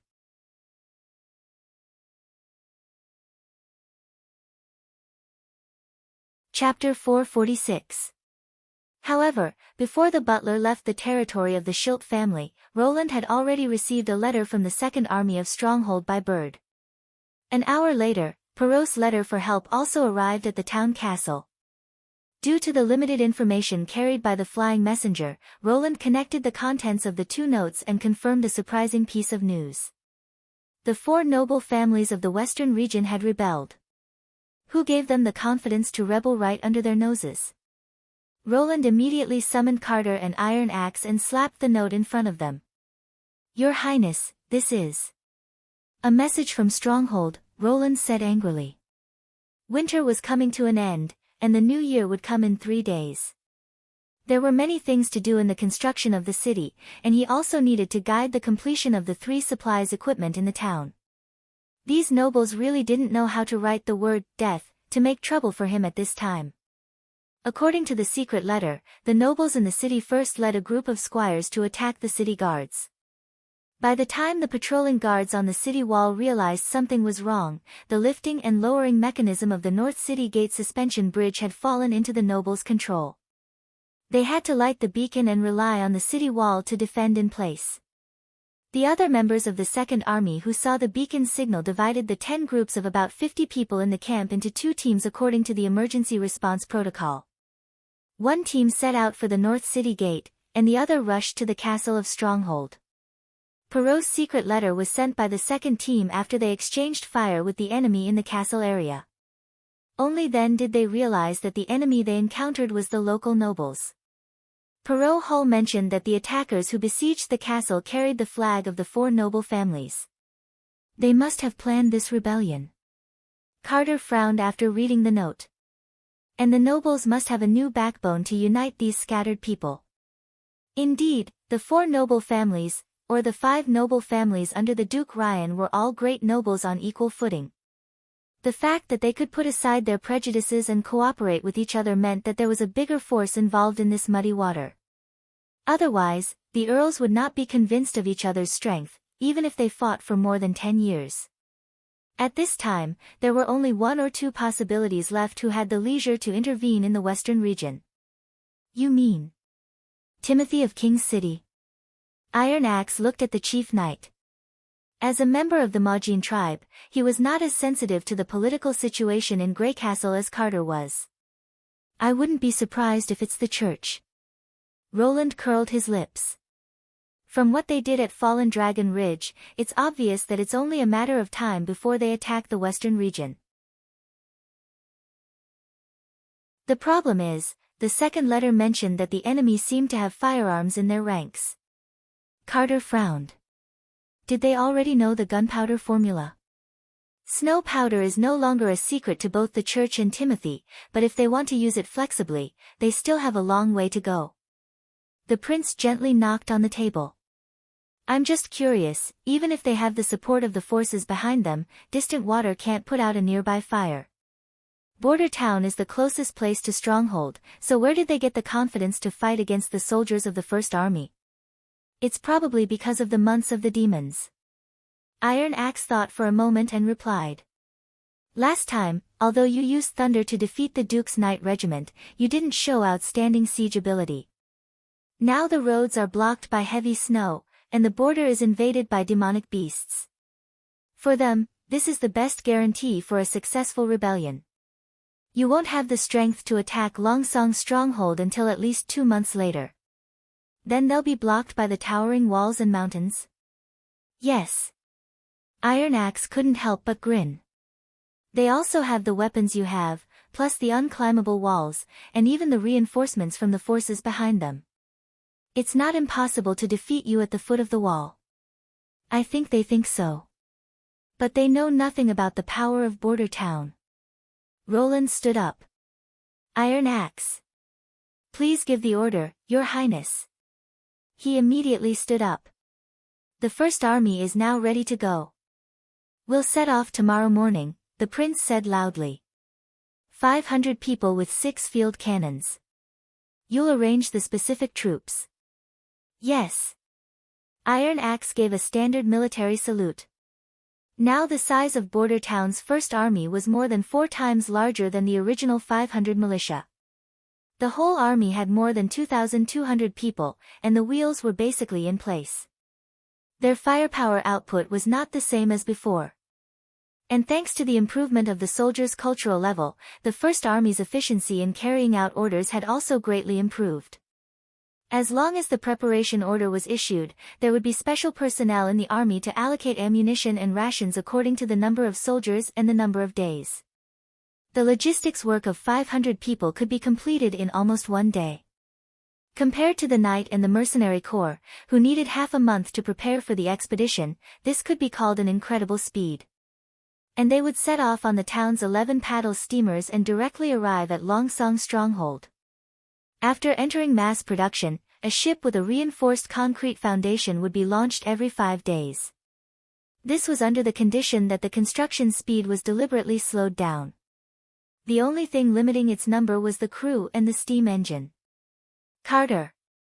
At your command, Your Highness, the Chief Knight said with his head held high. You stay in Border Town. The knight's mouth instantly drooped. WH. What? No, Your Highness, how can you leave me here again? It's the months of the demons now. The demonic beasts are a bigger threat than the nobles. Roland was unmoved. Guard my town well. After the 2 left, he sighed. This time, the witches also need to go with me. I'll follow you wherever you go, Nightingale said with a smile. Considering that the opponent might be the church, before all the members of the First Army were equipped with God's stones of retaliation, only witches could effectively deal with the pure witches' sneak attacks. Roland finally decided on the list of 6 witches: Vendi, Lightning, Maggie, Sylvie, Nana, and Nightingale. If he added the 3 combat witches from Sleeping Island, it would be difficult for the pure witches to threaten him. Roland walked to the window and looked out at the snow-capped mountains and snow-covered fields. If the impassable mountain range was regarded as the walls of Longsong Stronghold, then the barbarian land to the north of the mountain range was equivalent to the territory of the 4 big families, which was also a place where his power could not reach. Elk, Wild Rose, Maple Leaf, Wolf. They had operated in their respective territories for hundreds of years and formed their own laws and customs. Even the Ryan family, the overlord of the western region, rarely interfered. He had originally planned to slowly divide and absorb these nobles' territories after building the city, but this rebellion gave him an opportunity to annex the vast land and population in the suburbs of Longsong Stronghold. He did not intend to let this group of nobles go. To be continued.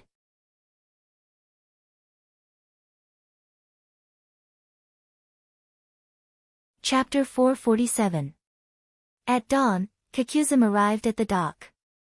What was different from usual was that the dock was filled with silent people. They carried backpacks and long spears on their backs, like a dense forest in the wind and snow. Despite the large number of people, the scene was very orderly. The soldiers boarded the paddle steamer one by one. The scene alone made Kakuzim speechless. Kakuzim could not help but swallow his saliva.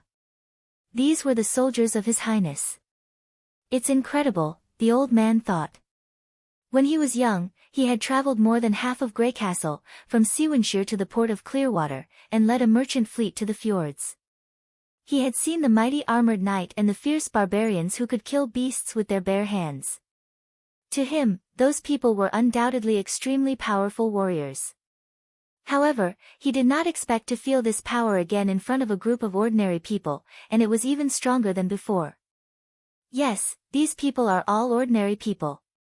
Kikuzum had been in Border Town for almost 4 months and had a deeper understanding of the town. He knew that the members of the First Army were mostly local natives. Most of them were already adults when they joined the army. They had a variety of occupations, such as miners, hunters, furnace workers, and masons, but none of them were soldiers.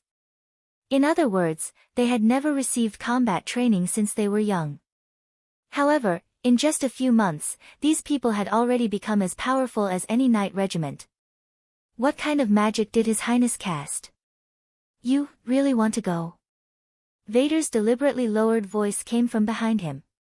He could tell that he was also affected by the silent team. Otherwise, why would I apply for the position of captain? Kikuzum took a deep breath. But they're going to war. They're all serving His Highness, the old man said without turning his head, and so am I. The voice behind him was silent for a moment. Don't die out there. He did not answer and just waved his hand.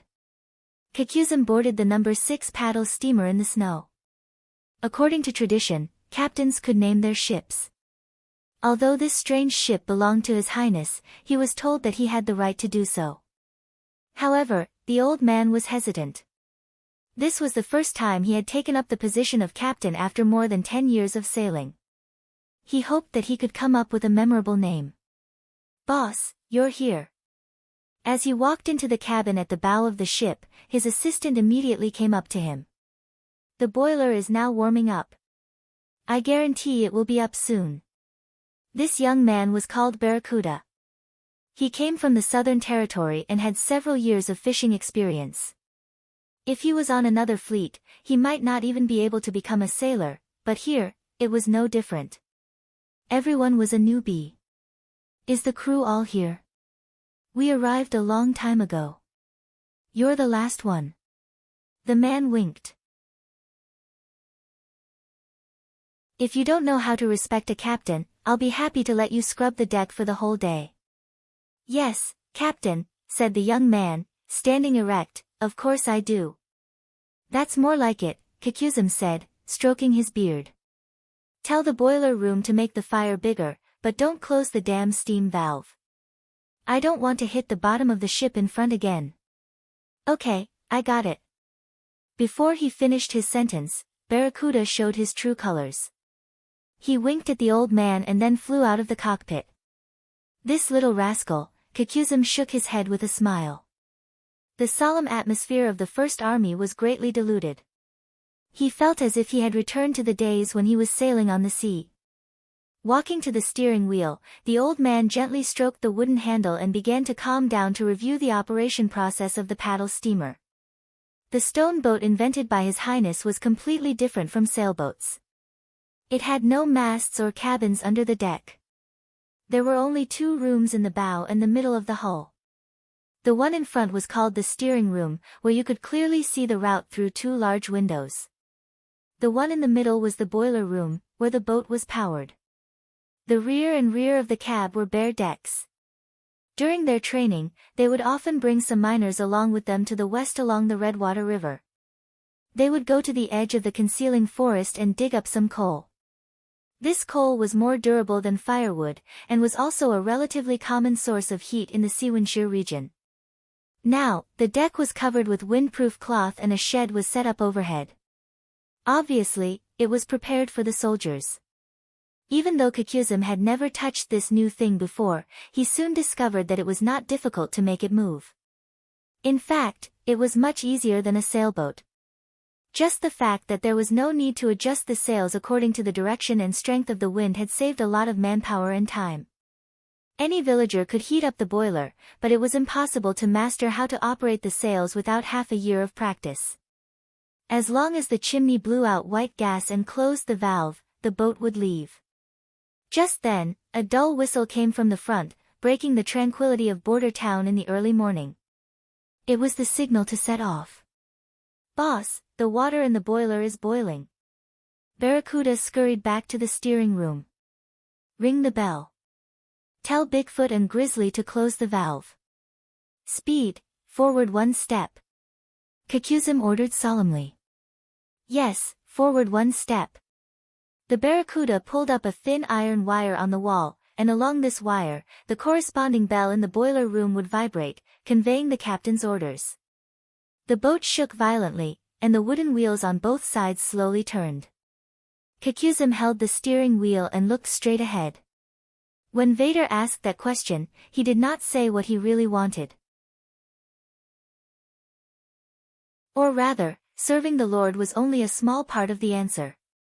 He simply liked the position of captain more than anything else. Whether it was a sailboat or a paddle steamer, Kakuzim felt sincerely happy when he held the steering wheel and broke the waves on the water. This was the life he wanted. Pull the sail. No, continue to add coal. The old man turned the steering wheel to the right and shouted, "Boys, hurry up, we're leaving. As long as you can take me to Border Town, the Shilk family will reward you handsomely.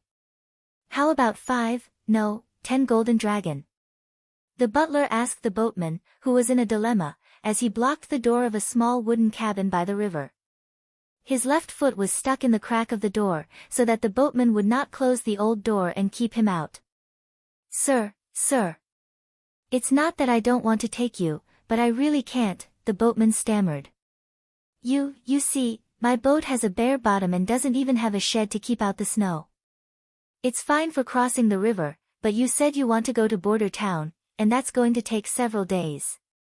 Not to mention whether I can get there with a pole, it's a world of ice and snow at night. Where are we going to sleep? If you sleep on the boat, you'll be frozen into 2 popsicles all night. Are there any other boatmen around here who can go to Border Town? The butler asked, unwilling to give up. No, the other side repeatedly waved his hand. We only have a few small boats, only in Stronghold can there be a large sailboat that can stay overnight. You should go there to find it. If I could enter Longsong Stronghold, why would I bother to come to the suburban pier to find these boatmen who fish and ferry for a living? The butler fiercely stepped on the snow on the ground. Since the 4 families began to attack Stronghold, all the gates had been closed. It took him half a day to bypass Stronghold and come here, but unfortunately, it was still in vain. It was getting dark, how could I complete the task my master had given me? The butler looked at the Redwater River with a bitter expression, but soon he was stunned. God, what is that?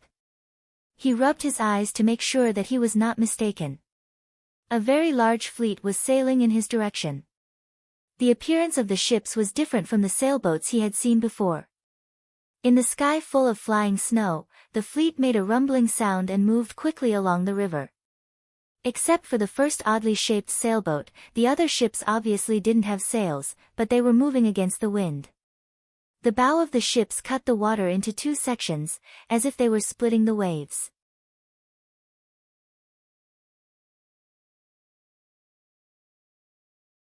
Chapter 448.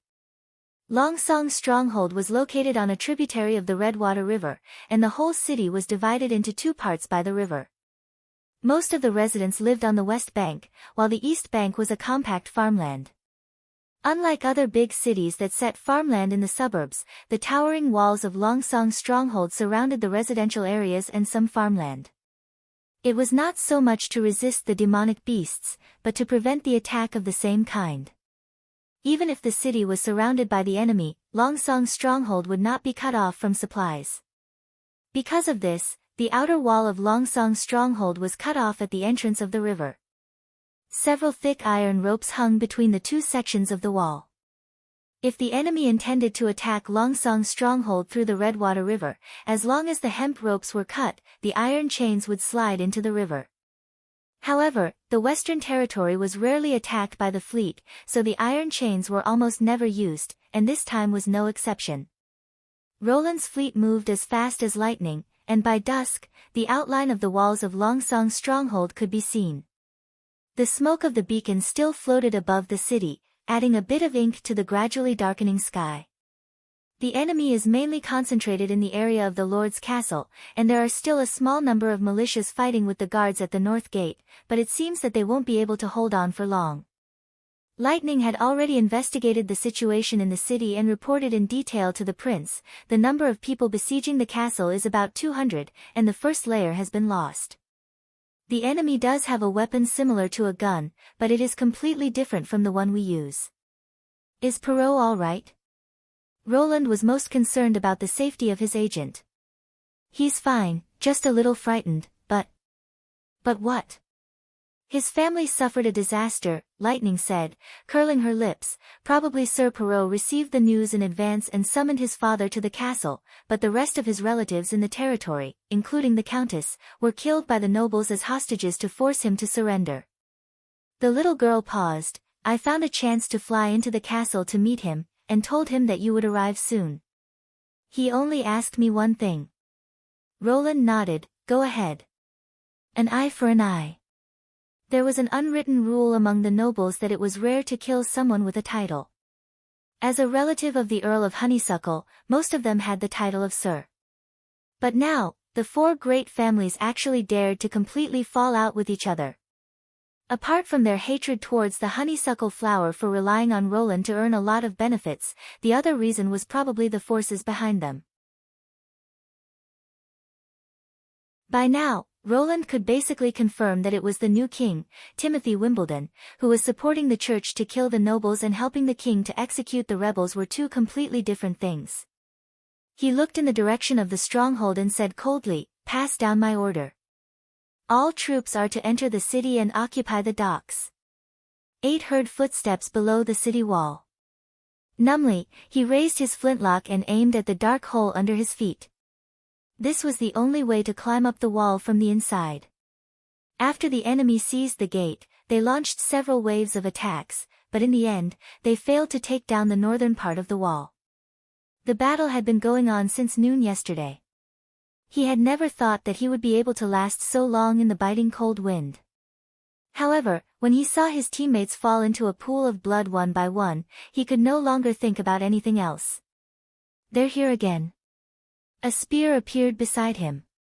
8 glanced to his side and found that it was his team leader, Copper Mountain.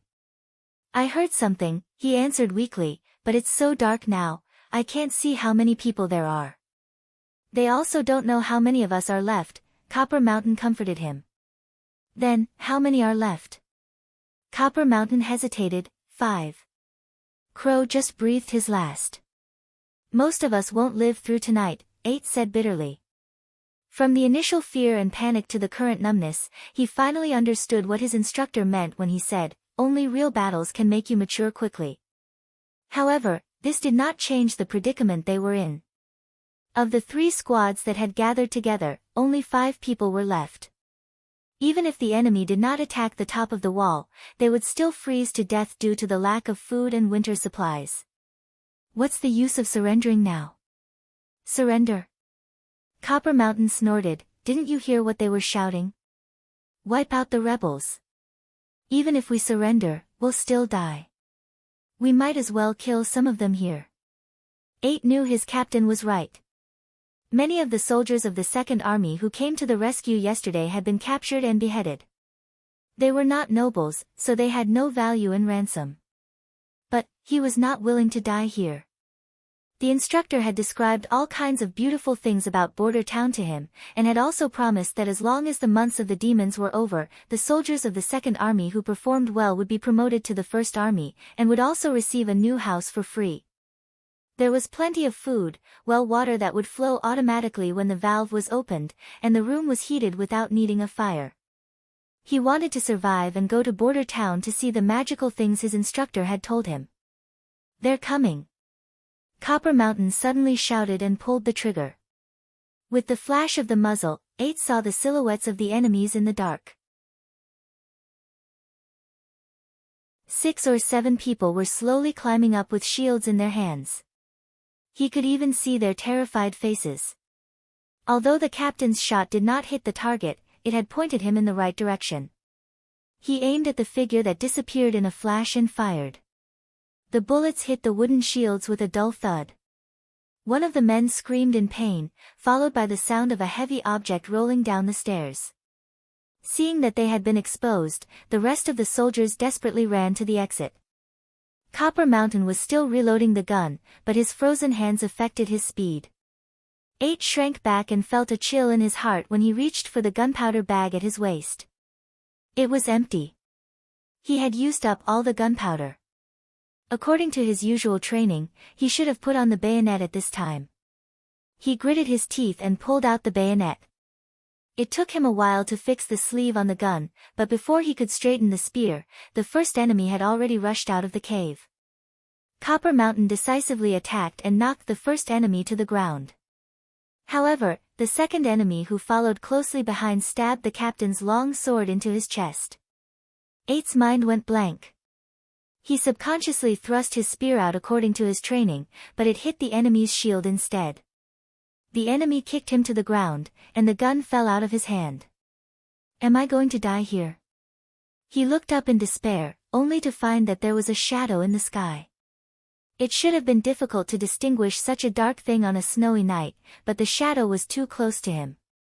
It was like a falling curtain of the night, falling rapidly toward him. As the shadow became clearer, 8's eyes widened. It was a giant monster. He swore that he would only see such a horrible monster in his nightmares. It had a bloody mouth, a head bigger than a calf, and its wings could almost cover the entire top of the wall. The giant monster landed in front of 8 and crushed the enemy who had just crawled out of the hole into a meat patty. Roar, A.O.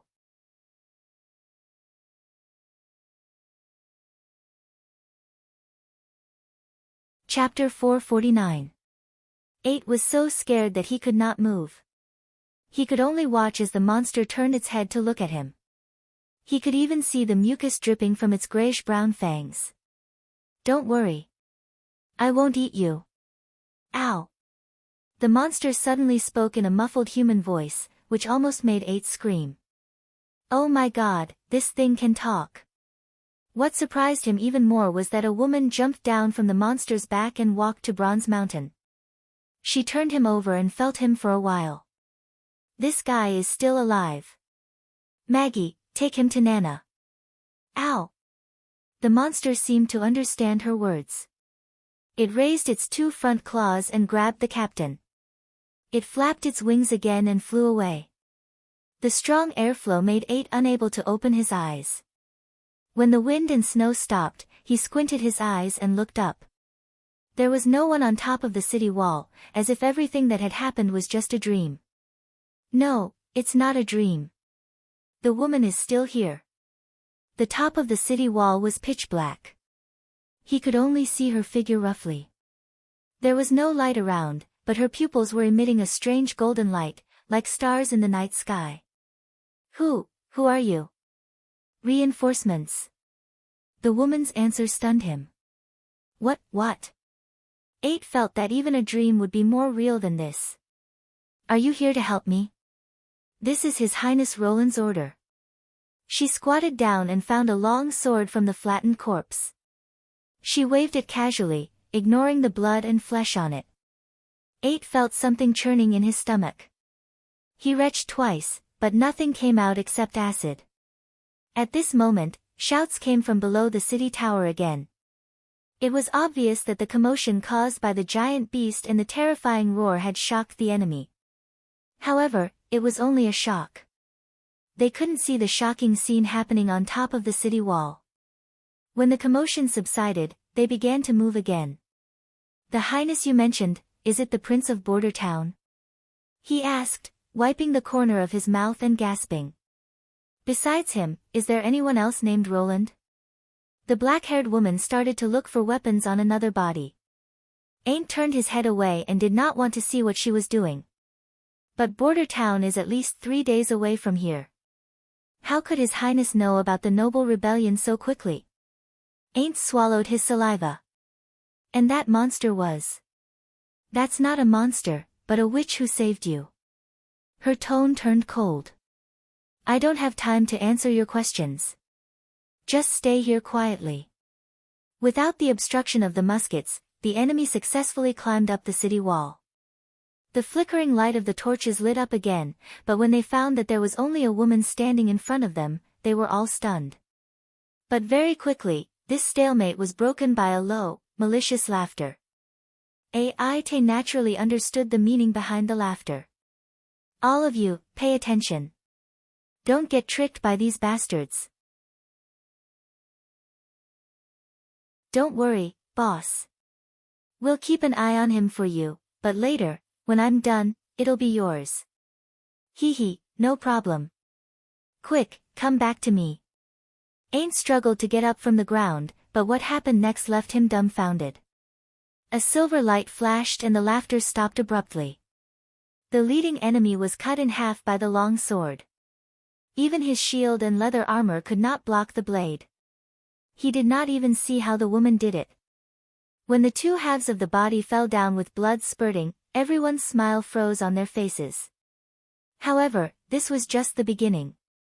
The black-haired woman took a step forward and swung her sword horizontally.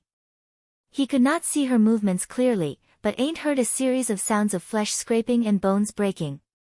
Before the remaining three could react, their abdomens were cut open. Their intestines came out and mixed with blood, spilling all over the ground. You. Ain't opened his mouth but did not know what to say. The woman looked back at him and said, "Go and gather the rest of your companions on top of the wall. Someone will come to pick you up later." Then she jumped down the city wall. This section of the city wall was at least 30 feet high. Enduring the pain all over his body, he scrambled to the edge of the city wall and looked down. He saw that the crowd below had turned into a pot of boiling water. The woman was rampaging, sweeping everything in her way. She swung her weapon up and down like harvesting wheat, cutting down anyone who dared to stand in front of her.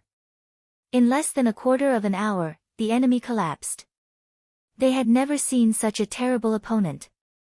She was faster than a snow wolf and stronger than a grizzly bear. No one could survive a round of her sword. They could not avoid or block her attacks. The subordinates of the nobles all fled. The siege had been broken by one person. She chased after the fleeing crowd, leaving a path of blood behind. Ain't sat on the ground, feeling cold sweat soaking his back. Was this the power of a witch? But no matter what, he survived. Dozens of bonfires lit up the surroundings of the stronghold castle. The people of the four families had surrounded the place tightly. After a day and a night of fighting, the second floor of the castle had also been conquered. The rebels of the Honeysuckle family had now retreated to the top floor, suffering from hunger and fear. Looking at the towering castle in front of him, Jacques Med felt a trace of excitement in his heart. After his father's death, he had come all the way back from King's City to inherit the Earl's title. And now, he had a chance to go further. His Majesty Timothy's secret letter mentioned that if he could control Longsong's stronghold for King's City, the army of King's City would come here when the snow melted to suppress the rebel king, Roland Wimbledon. As long as he could completely eradicate the rebel king's forces, it was possible to let him manage the western region. Plus, he would get a share of the territory of the Earl of Honeysuckle. By then, he would become a duke. Duke Med, what a wonderful title. And this castle would also be his permanent residence in the future. "My lord, the 6th attack team has retreated," a knight came over and reported. "They said the enemy's gunfire has become much less frequent. Should we send the armored team?" Jacques Med nodded and said, "Go ahead and arrange it." The so-called armored team was a team specially set up to deal with firearms, usually consisting of 3 or 4 people. The two of them held a wooden shield that was made of several layers of iron sheets and was able to cover their whole body. In the middle of the shield, there was a lookout slot and a shooting hole for the gunners on their side to return fire. In order to make a few more of these shields, he reluctantly tore apart more than 10 pieces of knight armor. Of course, the thick iron shields also had a weakness that they were not easy to move. When going up and down the stairs, they could easily become the enemy's target. Fortunately, the honeysuckle family won't be able to hold on for much longer. Jacques sneered in his heart. Although the other party's reaction was unexpectedly fast and they had already sent some of the patrolling soldiers and knights into the castle before the allied forces of the four families charged into the fortress, there were still less than 100 of them. It would take several days for the news to reach the ears of Prince Roland.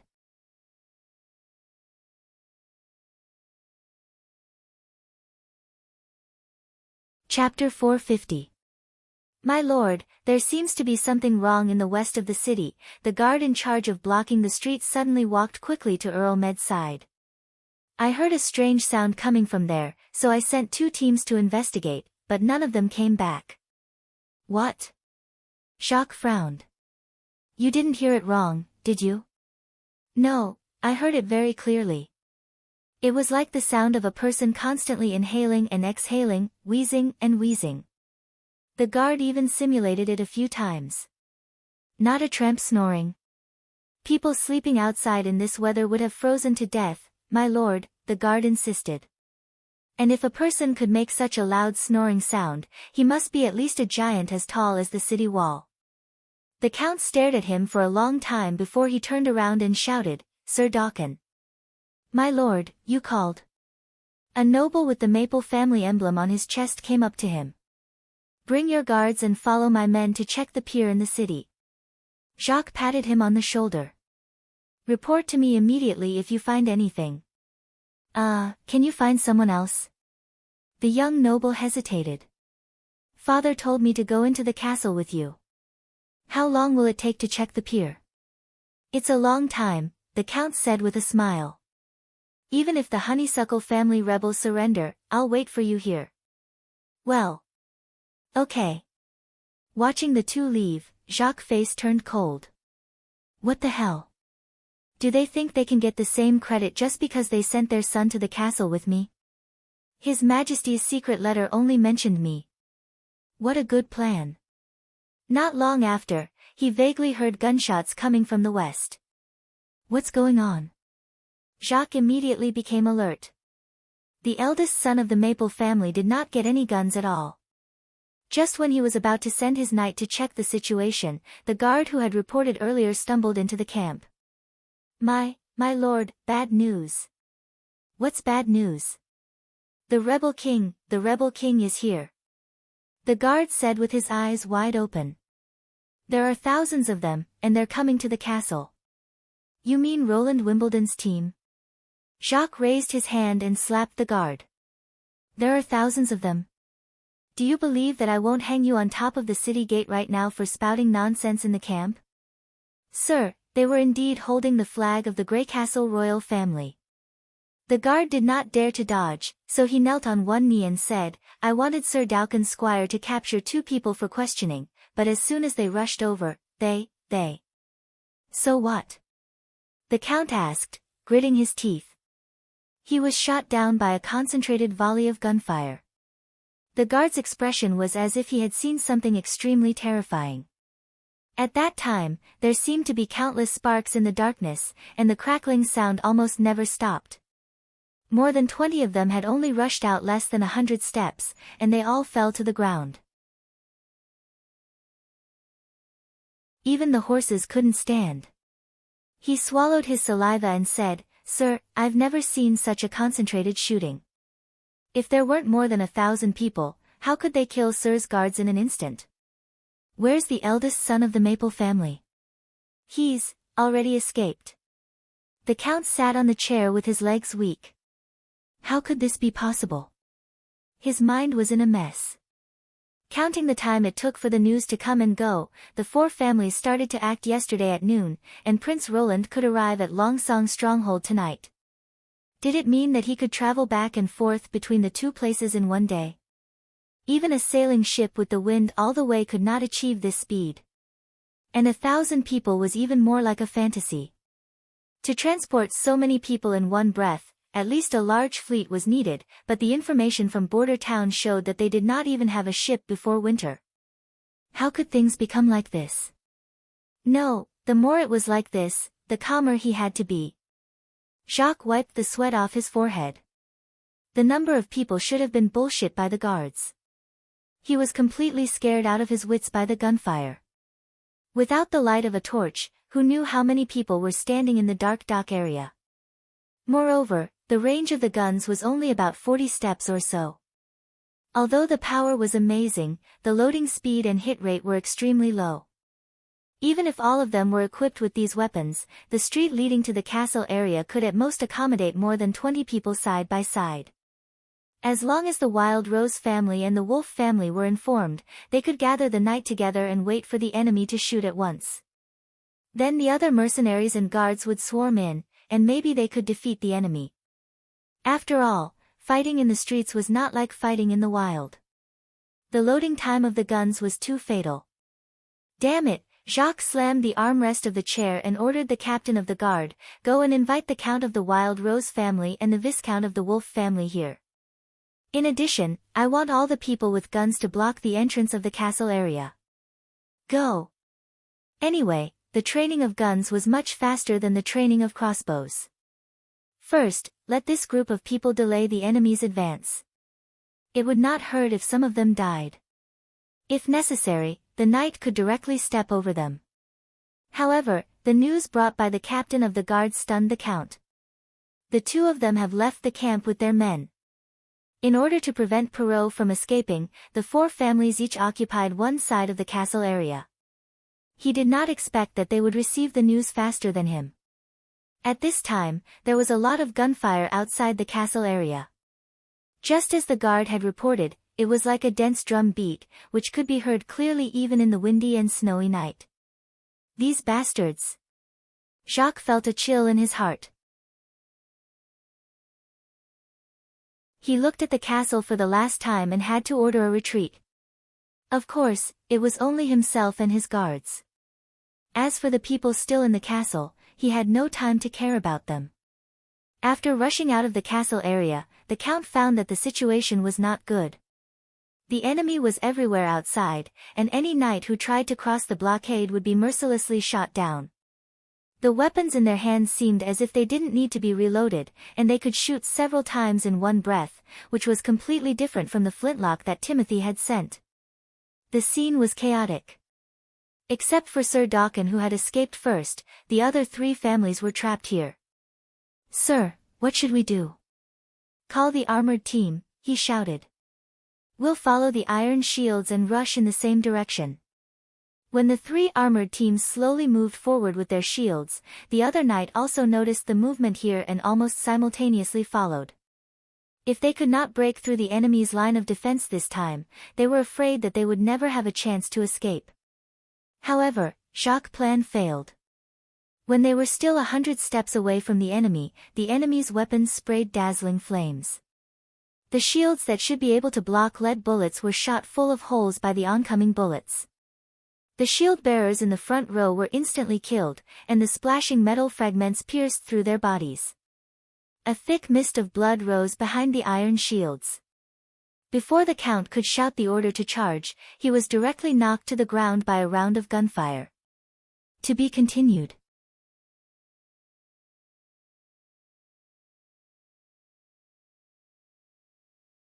Chapter 451. Genius in a Second to Remember Love. TalkNet, providing you with wonderful novels to read.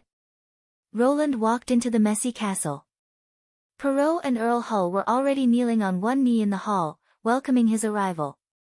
The corpses on the ground had all been moved away, but the smell of blood still lingered. Broken furnishings and broken weapons could be seen everywhere. He could almost imagine the scene of repeated battles between the two sides during the battle for the castle. "Get up." Roland walked in front of him, bent down and held his arm. "Yes." Perrault's voice was a little choked. "Your Highness, you're finally here." "You did a good job," he said in a low voice. "The four families will pay the price for this, and the murderers will be brought to justice. I couldn't defend Longsong's stronghold for you, you did your best." "It's not your fault," Roland sighed. Perrault was not a good manager, which could be seen from the previous capture of the city by the light cavalry and the current noble rebellion. He was good at managing the territory, was very proficient in trade, and was also good at seizing opportunities. But he was not a political strategist, and was not good at fighting and conspiring. If the Second Army had not been stationed in the castle according to emergency measures, he would not have been able to hold on for 2 days. But this did not mean that Perrault Hull was not a good manager. If he was not good at fighting, he should have given him a territory that did not need to fight. Compared to a talent who could fight, Roland preferred an operator who had the mind of a businessman. Love goes small say Netku, I believe there must be a reason for this riot. He looked around at all the people present. This is a complete conspiracy. The enemy is trying to subvert the order of the Western region, so as to obtain benefits that do not belong to them. The scene quieted down.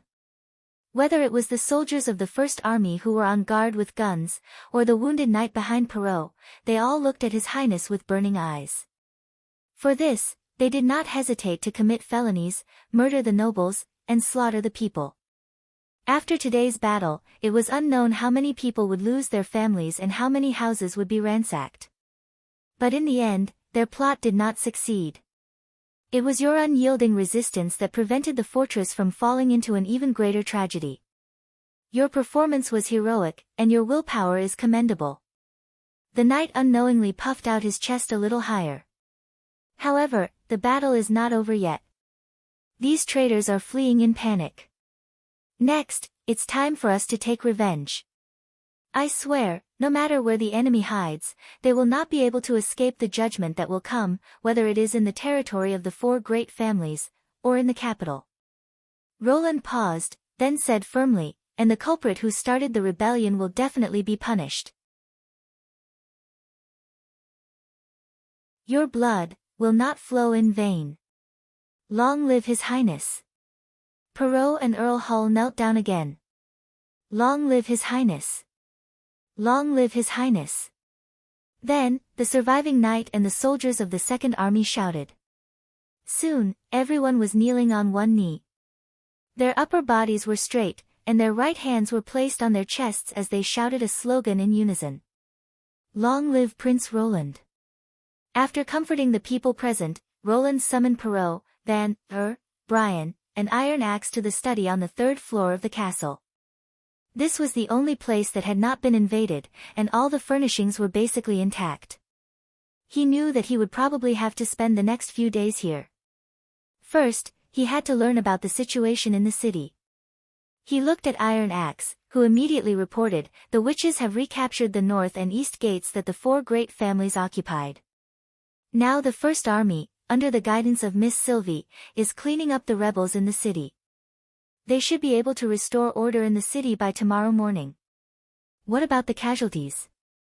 So far, a total of 6 people have been injured, all from the Rifle Battalion, but they have been treated by Miss Nana. What about the Second Army? Have you calculated? Not yet, but according to the current information, the casualties are relatively heavy. Brian hesitated. The 2 squads that went to support the city wall were defeated and haven't been regrouped yet. Of the 50 people guarding the castle, 11 were killed, and almost none of the soldiers patrolling on the city wall survived. Roland nodded. The fact that these 100 people could hold on for 2 days was due to the low intensity of the war in this era, especially when the enemy lacked effective siege weapons. The defending side often had a greater advantage. If the enemy had not used firearms, it would have been very difficult to break into the Lord's castle by relying on the flesh and blood of the mercenaries and personal guards. At the beginning of the design, this building had fully taken into account the fact that it could prevent enemy attacks. Thinking of this, he ordered Iron Axe, bring me some firearms used by the rebels and let me have a look. Roland was very concerned about the new hot weapons in this era. Although he had known that this day would come sooner or later since the birth of the snow powder, Timothy's speed of research and development really surprised him. Iron Axe quickly carried out the order. Half an hour later, several long-barreled weapons of different lengths and shapes were carried into the study by the soldiers. After seeing the real thing, Roland quickly understood why the other party was able to create this batch of weapons in such a short time. In a sense, these long-barreled weapons could not be called flintlocks. They had no trigger or firing mechanism. They were just metal pipes with holes at both ends. One end was deeper and was used to load gunpowder and bullets, with a needle-like hole at the end for ignition. The other end was shallower and was inserted into a bamboo pole or wooden stick to act as a handle. In terms of structure, it was very similar to the prototype of the flintlock, the flintlock. The loading process of this primitive firearm was the same as that of a flintlock, but it was more troublesome to fire. It required the gunman to clamp the wooden pole under his armpit and hold an open flame in his other hand to ignite the gunpowder. Due to the limited posture, it was impossible to aim accurately and could only roughly point forward. But it was still an out-and-out hot weapon. Apart from all kinds of inconveniences, its firing principle was exactly the same as that of a flintlock, and the barrel and bullets were no different from those of a later generation.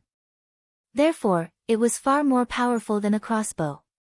As long as it hit, even a knight's armor would not be able to withstand it. Furthermore, it was obvious that Timothy had spent a lot of effort to modify these flintlock spears. Some of them were made of rolled iron, with clear traces of hammering left on the body, while others were probably made of wrought copper, with a relatively smooth surface. Considering that these were only experimental products for the 4 families, Timothy's own firearms should be better. But, no matter how good a flintlock gun was, it was still a flintlock gun. When the spring offensive was launched, the king would have no chance of winning against the Western Region army equipped with revolving rifles, bolt rifles, and heavy machine guns. Roland turned his eyes back to the 4 people. From tomorrow on, the First Army will recover the suburbs of Longsong Stronghold one by one. Any nobles who resist can be shot on the spot. I hope that in a week, the whole Western region will be unified.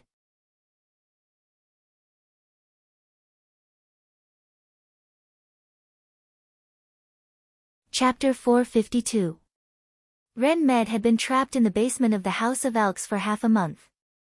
He thought he could stop Jacques, but he did not expect that Jacques would act first. This is today's lunch. Please enjoy. The long-faced butler, Sean, handed a plate of sticky food to the side of the cage. It looked like a mixture of oatmeal and vegetable leaves, and the portion was only the size of a palm. Let me out, you idiot. Ren threw the plate to the ground, grabbed the bars and shouted, Jacques is also an idiot. He doesn't know what he's doing. It's not too late to let me out. The butler shook his head regretfully and took out a handkerchief to wipe his dirty shoes. If I were you, I wouldn't waste the food that hasn't reached my mouth. His Excellency the Count has ordered that in order to save your energy, I'll only send food once a day this Monday. Damn it, didn't you hear what I said? Ren cursed.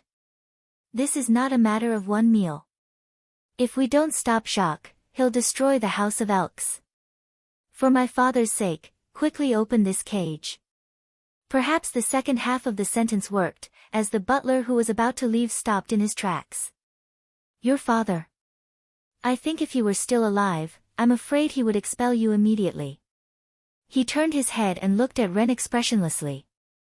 Young master, you seem to have forgotten that it was Roland Wimbledon, the 4th prince, who killed the Count of Elks. The Honeysuckle family not only defected to the prince, but also assisted him in suppressing the other 4 families. Right now, your brother is correcting this mistake, but you're scared out of your wits. How can you be regarded as a knight? It's not up to you to judge whether I'm a qualified knight or not, Ren said angrily. In the past 3 years, when I was fighting against the demonic beasts in the Hermes defense line, Jacques was enjoying himself in the king's city. Do you think he attacked the Honeysuckle family out of courage? Don't make me laugh to death. He's just blinded by benefits. Sean sighed and said, even though you're Lord Jacques' brother, you should still respect him. After all, he's an earl and the head of the Elk family. With that, the butler ignored Ren and quickly left the basement along the stairs. When the door closed, the underground returned to silence. Damn it!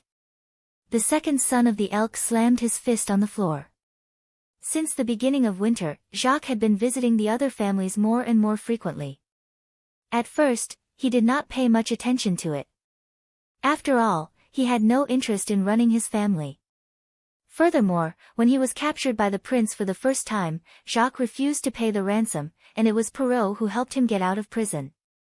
Thus, the relationship between Jacques and the prince dropped to the freezing point. Even so, Rennes didn't intend to compete with him for the position of the head of the family.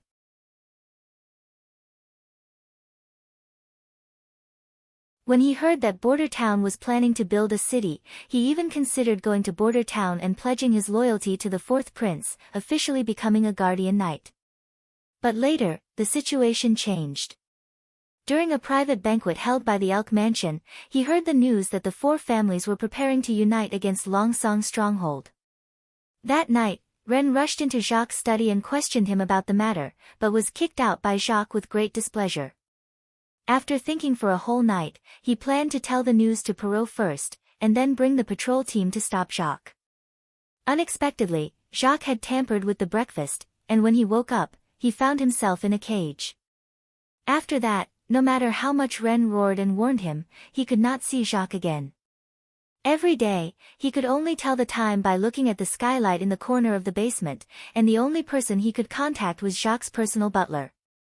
Growl. His stomach growled, and only then did he realize that he was a little hungry. Looking at the food scattered on the ground, Rennes turned his head and lay down on the wheat straw pile behind him. I'd better sleep. He thought, if I sleep, I won't feel hungry. Just as he closed his eyes, he heard footsteps in the basement again. Could it be Jacques? He jumped down from the straw pile and leaned against the railing. With the faint light coming in from the skylight, he saw a small and slender figure. Obviously, it was not the arrogant count. Brother, are you okay? When the person came to the cage, he found that it was Aurelia, the third daughter of the Elk family. Why are you in here? My brother is not here, and the servants can't control me. Aurelia looked at the oatmeal on the ground and said in disbelief, they gave you this? That's too much. Wait for me, I'll ask the kitchen to make something for you. Jacques is not in the mansion. Hearing the first half of his sister's words, Rennes's heart suddenly sank, and he did not even have time to fill his stomach. Where did he go? I don't know. He left 2 days ago. Aurelia shook her head. He took most of the guards with him. Otherwise, I wouldn't have had the chance to enter the basement. It's over. Rennes's heart sank. He had not returned for 2 days, and today was the third day. Even if he could get out now, it would probably be too late. Brother, I heard that my brother wants to harm the Honeysuckle family. Is it true? Aurelia looked worried. Will Lord Perrault be okay? That's right, my sister has always liked Perrault Hall, and I've tried to matchmake them, but it seems that my friend has someone else in mind. But it was useless to think about it now. Rennes leaned against the railing and sat down weakly. According to Jacques' style, he would definitely not let the Hull family go. Then, the whole western region would have to face the wrath of His Highness Thunder. Jacques has been in King City for too long, and he has no idea what he's going to face. Rennes closed his eyes, and his mind involuntarily recalled the day of the attack on Border Town. Flames were blooming in front of him, and thunder was incessant. The knight who rushed in front seemed to have hit an invisible wall. His armor was vulnerable in front of the transparent arrows, and his years of training and the courage to fight for honor were all useless in front of the enemy's weapons. From that moment on, he could no longer think of going against His Highness. No one could defeat His Highness's troops, at least not mortals. If Prince Roland knew what happened in Stronghold and came again, no matter how many benefits the Elk family gained, what use would it be? This time, he would not let the 4 big families go. Brother, what's wrong? Aurelia shook him, but he did not move at all. The Elk family was finished. Just then, through the thick ceiling, Rennes heard a faint roar, and then the ground slightly trembled, as if something had smashed into the mansion.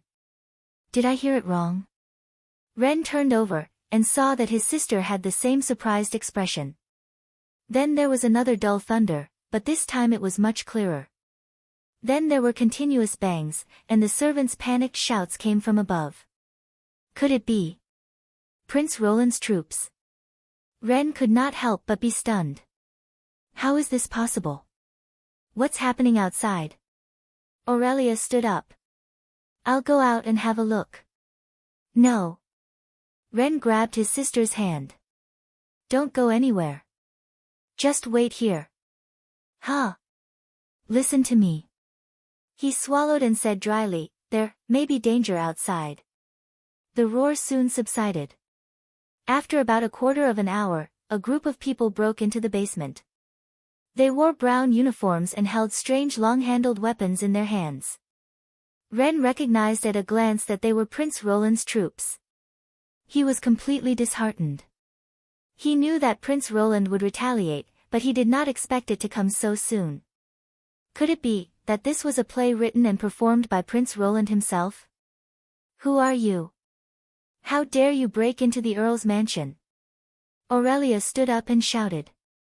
A tall, strong man walked out of the team.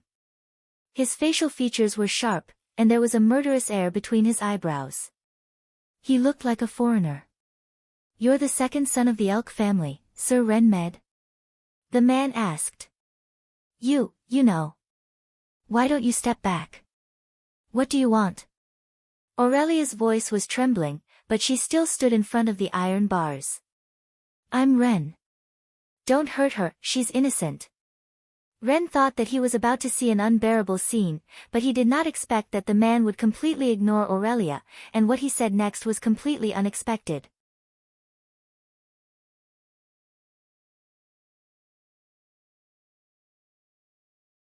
Chapter 453. When Ren walked out of the Count's mansion, he involuntarily squinted his eyes and took a deep breath. After half a month, he finally felt the taste of daylight and snow again. Soldiers in uniforms could be seen everywhere outside. They did not rush into the mansion to plunder, but stood at every intersection in an orderly manner. Occasionally, he could see blood stains in the snow, but not a corpse. There were no messy clothes or cloth on the ground, which meant that they did not loot the dead when they cleaned up the battlefield. Ren confirmed his thoughts again. This team was different from any troop he had ever seen. Is Perot all right? He looked at Iron Axe beside him. How is Longsong's stronghold? Everything is fine. This strong alien man was a man of few words, and his answers were also very simple. But as long as he asked, he would always get an answer. Everything was fine, which meant that Jacques Med's plan did not succeed. He was a little relieved. If Stronghold had not been destroyed and the Honeysuckle family had not been harmed, Perot would have said a few good words for him. As for Jacques Fate, he did not even bother to think about it. A fool who had almost dragged the elk into the abyss had nothing to do with him. Brother, what did Jacques do? Aurelia leaned over and asked in a low voice. He hesitated for a moment and finally shook his head. I don't know. Aurelia immediately showed a, you're lying to me, look. Ren smiled bitterly. He really did not know how to answer this question. If Jacques had tried to rebel, he had only heard about it at the stage of planning. As for what happened in the end, he had no idea at all. After a moment of silence, he said, Are you really going to follow us to the castle? Of course. I'm also very curious about what happened that made these people dare to break into the Count's mansion in broad daylight. At this point, she also stared at Iron Axe. Lord Perot will not just sit by and do nothing. Ren knew that his sister was actually worried about him, so he finally nodded and said, Well, if you ask him, he should tell you the details. The group rode along the snow-covered road for about an hour and arrived at the fortress at noon. Under the guidance of Iron Axe, Ren and his sister ascended to the third floor. The security here was even tighter, and there was a guard every few steps. After walking into a room that looked like a study, he finally saw Perot Hull, his childhood friend. But she just stood there respectfully. There was also a man in gray sitting in front of the desk. He was playing with a quill in his hand and looking at Aurelia and himself with great interest. Almost instantly, Ren recalled the identity of this person. He immediately knelt down on one knee. Your Highness, Ren Vader pays his respects to you. This is. Aurelia was a little surprised, but under Ren's gentle gesture, she still bent her knees and bowed. We met in Longsong's stronghold, the prince said with a smile, in the basement of the castle. I just heard from Iron Axe that you've been locked up again this time. Ah. Ren was startled and didn't know how to answer for a moment. Fortunately, His Highness didn't really want to hear the answer. Get up. Before I ordered the attack on the Elk family's territory, Perrault repeatedly assured me that you would never participate in Jacques Med's rebellion. It seems that he was right. But, how did you get locked up? Ren looked at Perrault gratefully and then told him everything about his family. I see. The prince nodded. It's a pity. If you could stop the Earl of the Elk family, Longsong's stronghold wouldn't have to suffer this disaster. The prince's words shocked Ren. Aurelia couldn't help but ask, Big brother, what's wrong? Jacques Med colluded with the Maple Leaf, Wolf, and Wild Rose families and attacked Longsong's stronghold the day before yesterday. The prince said coldly, this attack caused many innocent casualties and 2 blocks were burned down. In order to force the Honeysuckle family to surrender, they didn't hesitate to attack Perrault's family. When Ren heard the last sentence, he almost doubted that he had heard it wrong. Even when fighting against hostile nobles, it was an extremely shameful act to threaten the other side with family members. How could Jacques do such a thing? This rebellion involves a lot of people, but I guarantee that no one involved in the attack can escape the punishment of the law. The rebels will be severely punished. The prince knocked on the table and said, I came to Longsong's stronghold this time to clean up the entire western region. I won't let go of even a single rat. Ren felt a thin layer of sweat appear on his back. Your Highness, don't worry. I won't vent my anger on those who are innocent.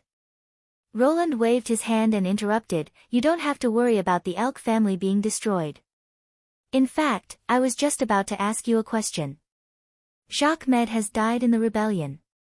Are you willing to inherit the Earl's position and serve me like Hull? There was almost no other answer to this question. Ren Med knelt down without hesitation and swore allegiance with the standard knight ceremony. When he stated the oath, he was unexpectedly calm. In fact, he never hated the prince who took his father's life. On the battlefield, accidents could happen to anyone, not to mention that it was the Duke Ryan and the other 5 families who started the war, not the prince. After the war, he didn't treat the defeated nobles harshly. He even exchanged captives with ransom in the way the nobles tacitly agreed. If his father hadn't died on the spot, he would probably have returned to his territory safely like the Earl of Honeysuckle. Ren had received the knight's training and had also implemented the knight's philosophy in his heart. Any honorable battle was praiseworthy. On the contrary, Jacques' way of doing things was completely without honor. It was meaningless except for deepening the hatred between them. And for the sake of Aurelia and the other innocent members of his family, he had to agree. Without the protection of the Elk family, they would probably never be able to live a stable life again. After the oath, the prince nodded with a smile. You and your sister can live in the castle for the next few days. Perrault will arrange rooms for you. There are still other families active in the suburbs.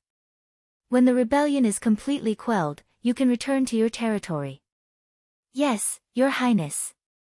After Ren left the study, Perrault followed him out. Looking at his friend who had lost a lot of weight, Roland had mixed feelings for a moment. I'm so sorry. It's not your fault. Perrault patted him on the shoulder. Don't take it to heart.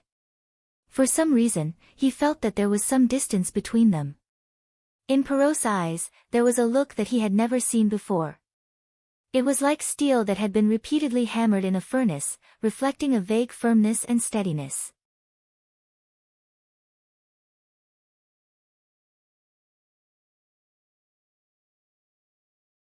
Chapter 454. The rebellious nobles were vulnerable in front of the First Army. They only exchanged fire a few times, but the outcome was always decided after a round of volleys. They did not even need to replace the cartridge before they were routed and fled, leaving dozens of corpses behind. Most of the time, the First Army only pursued and hunted them down. Iron Axe cleared a piece of territory every day and captured the elk, wolf, and wild rose families' encampments one after another. However, when the troops advanced to the maple leaf territory, their attack momentum slowed down. They had run into unexpected trouble. Damn it, this is no different from a stronghold. Brian looked at the towering Earl's mansion in front of him and spat angrily. It even has a moat. Was anyone injured in the last round of attack? Iron Axe asked coldly. 2 unlucky guys were injured. One was shot in the arm, and the other was shot in the back while retreating. Fortunately, it's not a big problem, Brian said with a frown. The soldiers were at a disadvantage shooting at the roof from below. Even if they only had arrows and short bows, we would still be at a disadvantage. Iron Axe knew that Brian was right. No one had expected that the Earl of Maple Leaf would build his residence in the form of a tower, which was built on a mountain and backed by a rocky cliff. The stream flowing down from the impassable mountain range was led into a ditch more than 5 meters wide, forming a small moat around the mansion. Because it was running water, it was not completely frozen even though it was covered with floating ice and snow. There was only one entrance to the whole tower. If they wanted to attack the gate, they had to cross the arch bridge, which was also an important part of the enemy's defense. There was no cover around the Earl's mansion, only flat snowy ground. The First Army could shoot from a high vantage point to make up for the short range of their bows. After 2 rounds of probing attacks, the First Army only managed to kill 3 or 4 of their opponents, while several of their own were wounded. If only the artillery battalion was here, Brian said bitterly. I don't believe that he won't surrender after a few shots at the gate. Unfortunately, they can't come here. This place is too far from the stronghold and the snow is too deep. Iron Axe looked up at the sky and said, let's call it a day. Arrange for the soldiers to set up camp. The fief of the Maple Leaf family was located in the northwest of Longsong Stronghold, next to the impassable mountain range, which was also the edge of the western region. Just walking to this place took almost a day's worth of effort. In addition, there was no one to clear the snow on the road, so the 12-pound field artillery could not move an inch. According to the information they obtained, the Maple family had contributed very little to the rebellion. Even the Earl himself didn't show up, which meant that the enemy's strength was almost intact. If they were all holed up in this fortress-like tower without siege weapons, it would be very difficult to deal with them. After nightfall, a bonfire was lit in the tents of the camp. What should we do tomorrow? Brian added a piece of wood to the fire pit. Order the soldiers to rush forward while facing the arrows.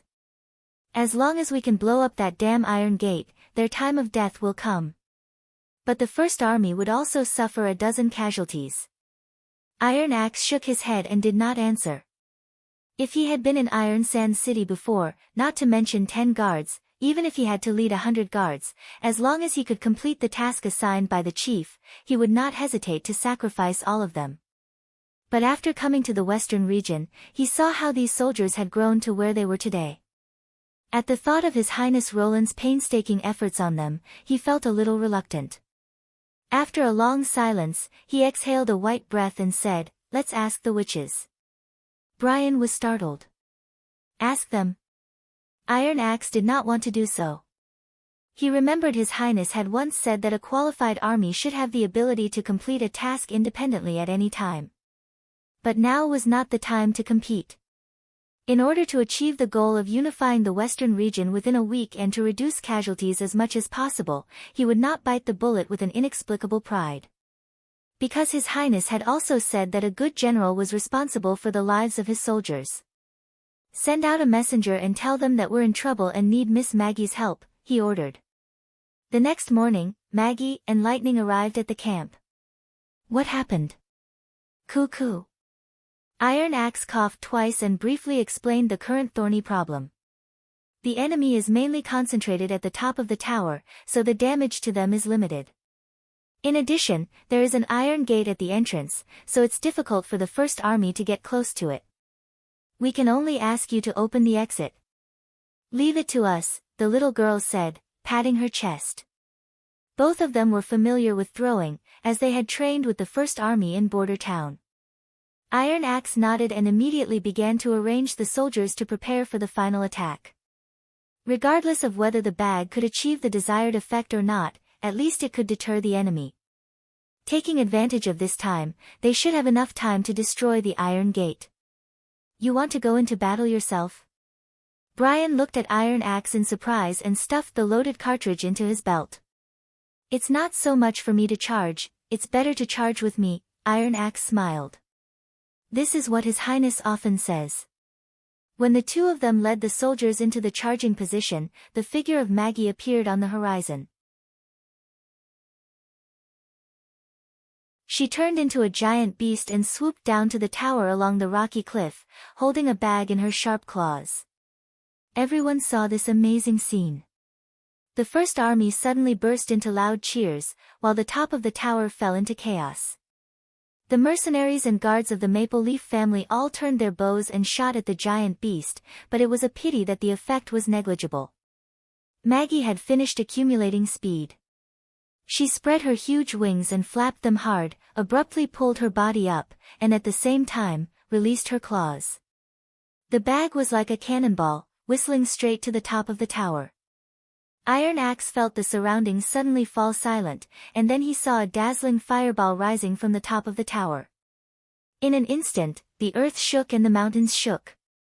The whole world seemed to be trembling. A huge column of smoke rose into the air with snow and fog, and a wave of heat rushed toward him. He could not help but take 2 steps back, his ears hurting from the shock. This is the power of God. Iron Axe could not help but recall the scene of the first time he witnessed His Highness's test explosion. This time, the explosion was far more powerful than before, and he could still feel the scorching heat contained in the fireball from a distance of nearly 100 meters. As for the enemies who were close to God's punishment on the top of the tower, it was easy to imagine what would happen to them. After silently praying to the 3 gods, Iron Axe raised his hand and shouted, "For His Highness, the First Army, charge! For His Highness!" The soldiers shouted the slogan and swarmed toward the Earl's mansion. This time, no one dared to stop them. When Iron Axe returned to Longsong Stronghold, it was the evening of the 6th day. The entire western region was finally under the control of Roland. To be continued.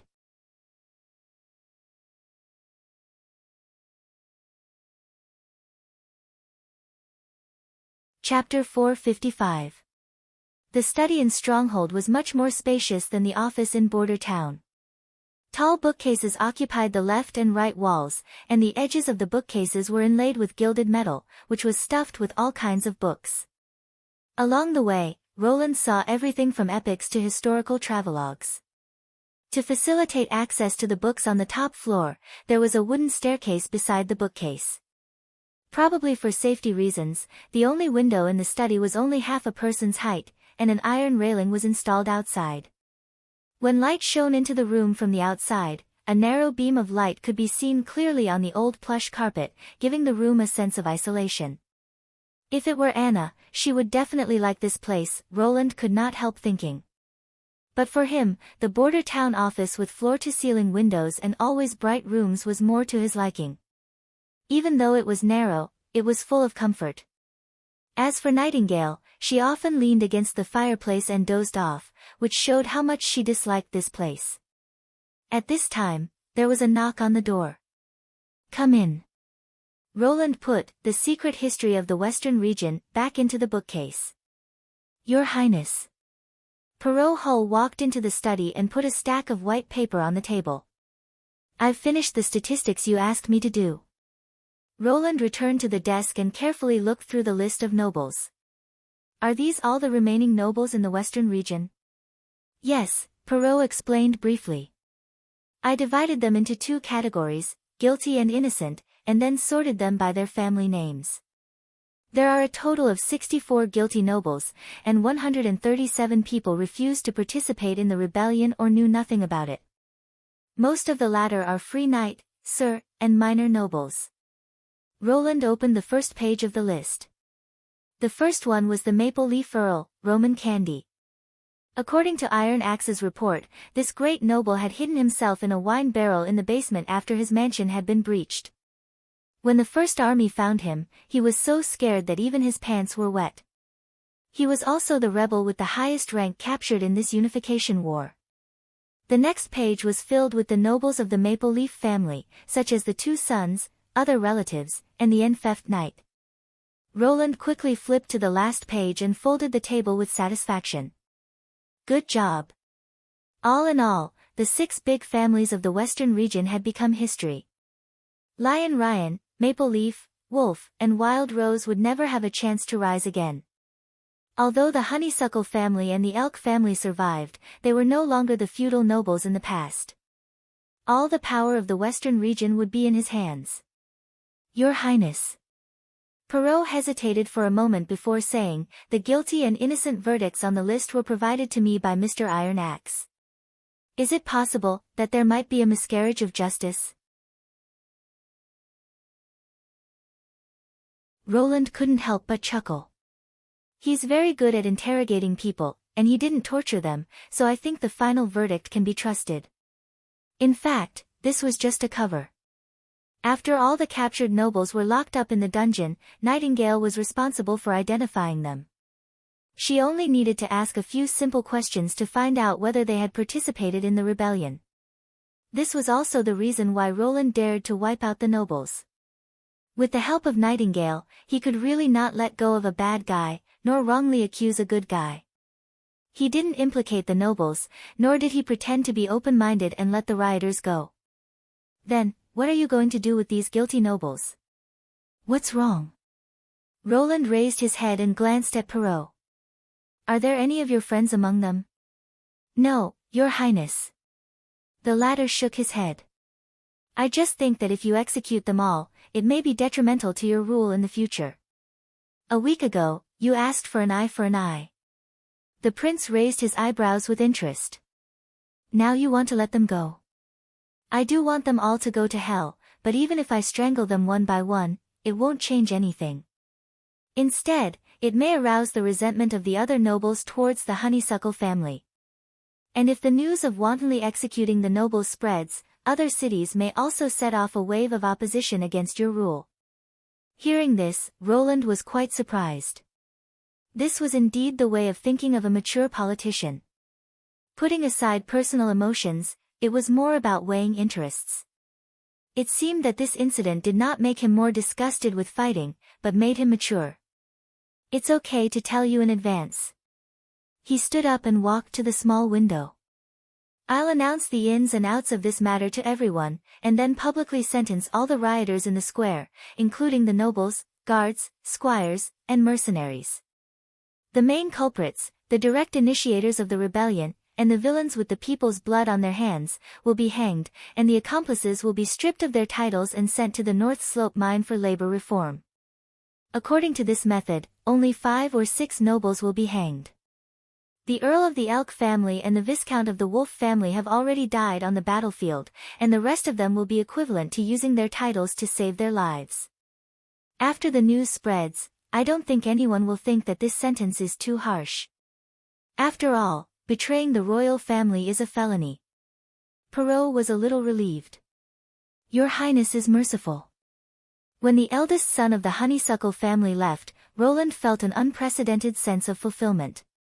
This action had completely cleared the obstacles to the integration of the Western region for him. In the future, whether it was making laws or issuing policies, he would be unimpeded in this vast land. More importantly, he had gained the support of a large number of people and nobles. After the opposition was eliminated, the remaining people were naturally potential supporters.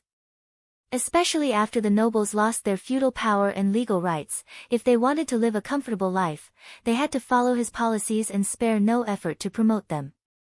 Because the nobles had far more resources than the commoners, as long as they used their brains a little, it was not difficult to gain benefits from it. Once they tasted the sweetness, they would never want to go back to the bitter days they used to have. After all, these small nobles had not enjoyed the benefits of the territory, and if they did not manage it well, they would have to pay for it. Soon they would realize that as long as they played chess according to the rules, they could easily live a life they had never imagined before. There was no doubt that the plan to build the city had taken a big step forward. Roland wiped the condensed water vapor off the window and looked through the blurry window at the city shrouded in white snow. Since he had to stay here for a while, and he would often come to Longsong's stronghold to deal with government affairs, he might as well transform this study into a prince's office according to his preferences.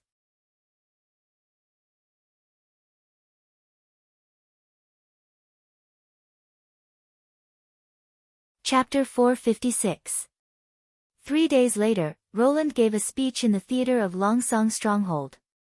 For this propaganda, he asked Perrault to inform the whole city of the details of the rebellion in advance, and specially asked Maggie to send a reply from Border Town.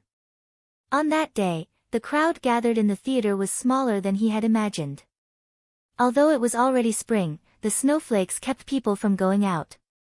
Fortunately, the Second Army and their families were all present. It seemed that the generous compensation for the soldiers killed in the battle had worked. As for the other people, he could slowly win them over in the future. Roland believed that the best propaganda was from word of mouth. As long as the seeds were planted in the hearts of these people, it would sooner or later affect more people. This was also the reason why he insisted on building the People's Army. They were a sharp blade, an iron wall, and also a role model for propaganda. Good morning, my subjects. I'm Roland Wimbledon, Lord of the Western Region. I believe most of you have already heard of my name. Roland looked around at the people under the stage. First of all, I would like to express my condolences for the casualties caused by this turmoil. This was a conspiracy from King's City. In order to interfere with the order of the Western Region, Timothy provoked wars again and again.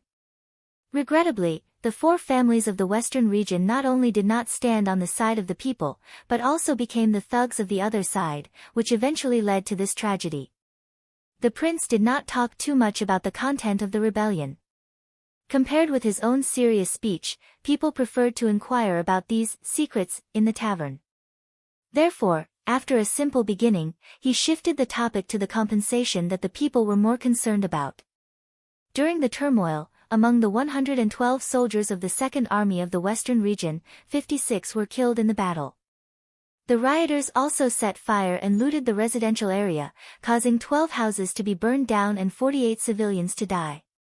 Roland said in a deep voice, "Here, I apologize to the people of Longsong's stronghold.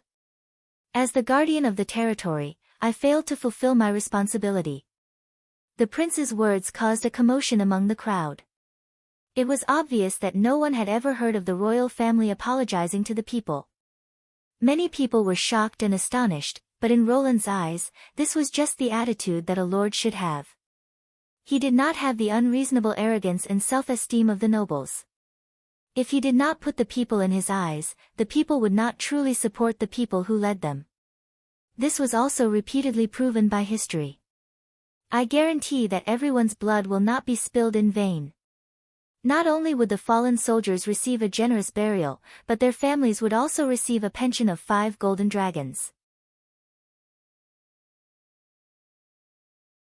Moreover, they could also receive a portion of food and charcoal from the city hall every month as additional compensation. This standard is exactly the same as the First Army of the Western Region, and I hereby promise that the new subjects of the Second Army will also receive the same treatment. The cheers were few and far between. It was obvious that most of the people in the fortress were skeptical about the generous compensation. After all, embezzlement were common occurrences. Even the winter relief rations were mixed with sand and leaves, let alone the golden dragon. However, Roland had already thought of a way to deal with it. Since it was a publicity event, he naturally had to make it a hot topic. He clapped his hands, and Perrault, Iron Axe, and 2 soldiers of the First Army carrying a box walked up to the stage. At this moment, I have a list of the deceased in my hands. Now, the governor of Longsong's stronghold, Perrault Hull, will personally distribute the pension to you. As the soldiers poured all the golden coins in the box on the table, the people's reaction became enthusiastic. Second Army, Gun Battalion, 1st Squad, Aya. 2nd Army, Gun Battalion, 1st Squad, Iron Pillar. Iron Axe slowly read the names on the list. One by one, the family members went up to the stage and excitedly received the golden dragon. They bowed and knelt down. The scene was a little chaotic. Roland even felt Nightingale's hand on his waist. Fortunately, despite the chaos, no accidents happened in the end. When the pension was finally distributed, it was already close to noon. Roland waved his arm to silence the noisy discussion in the theater. Those who are homeless because of the war will also be given shelter and food rations. Until the end of the months of demons, there will be special personnel to distribute them to you. Then, Your Highness, what about after the end of the months of demons? Someone asked loudly. Of course, the questioner was created by Echo. At that time, City Hall will provide a lot of jobs. Not only will you have a good salary, but you will also enjoy it. As long as you are willing to work, you will never have to worry about food. Roland raised his right hand and said loudly, the Western region will not forget those who have sacrificed for it, and neither will I. This time, the reaction of the crowd was much more enthusiastic. Everyone raised their right hands in response to the prince's declaration. Amidst the cheers of his subjects, Roland timely ordered his men to distribute meat porridge, which pushed the atmosphere to a new high. In the afternoon, more people gathered in the theater. Not only were all the seats occupied, but many people even squatted in the aisles. Obviously, they were all here for the afternoon trial. It seemed that people all over the world, and even the other world, loved to watch how the prisoners were punished. Roland handed over the hosting duties to Iron Axe and Perrault. He sat in the luxury box on the second floor of the theater and also became an audience. The result of the trial had long been decided. The prisoners were dragged onto the stage and lined up in a row in front of the people. Behind them stood solemn soldiers with guns. Iron Axe announced the charges, and Perrault read the verdict. Then the soldiers escorted them to the execution ground, which was the square of Stronghold. When some of the victims' families saw their enemies, they also rushed up to fight. As long as it was not life-threatening, the First Army would not stop them. No one pitied these villains.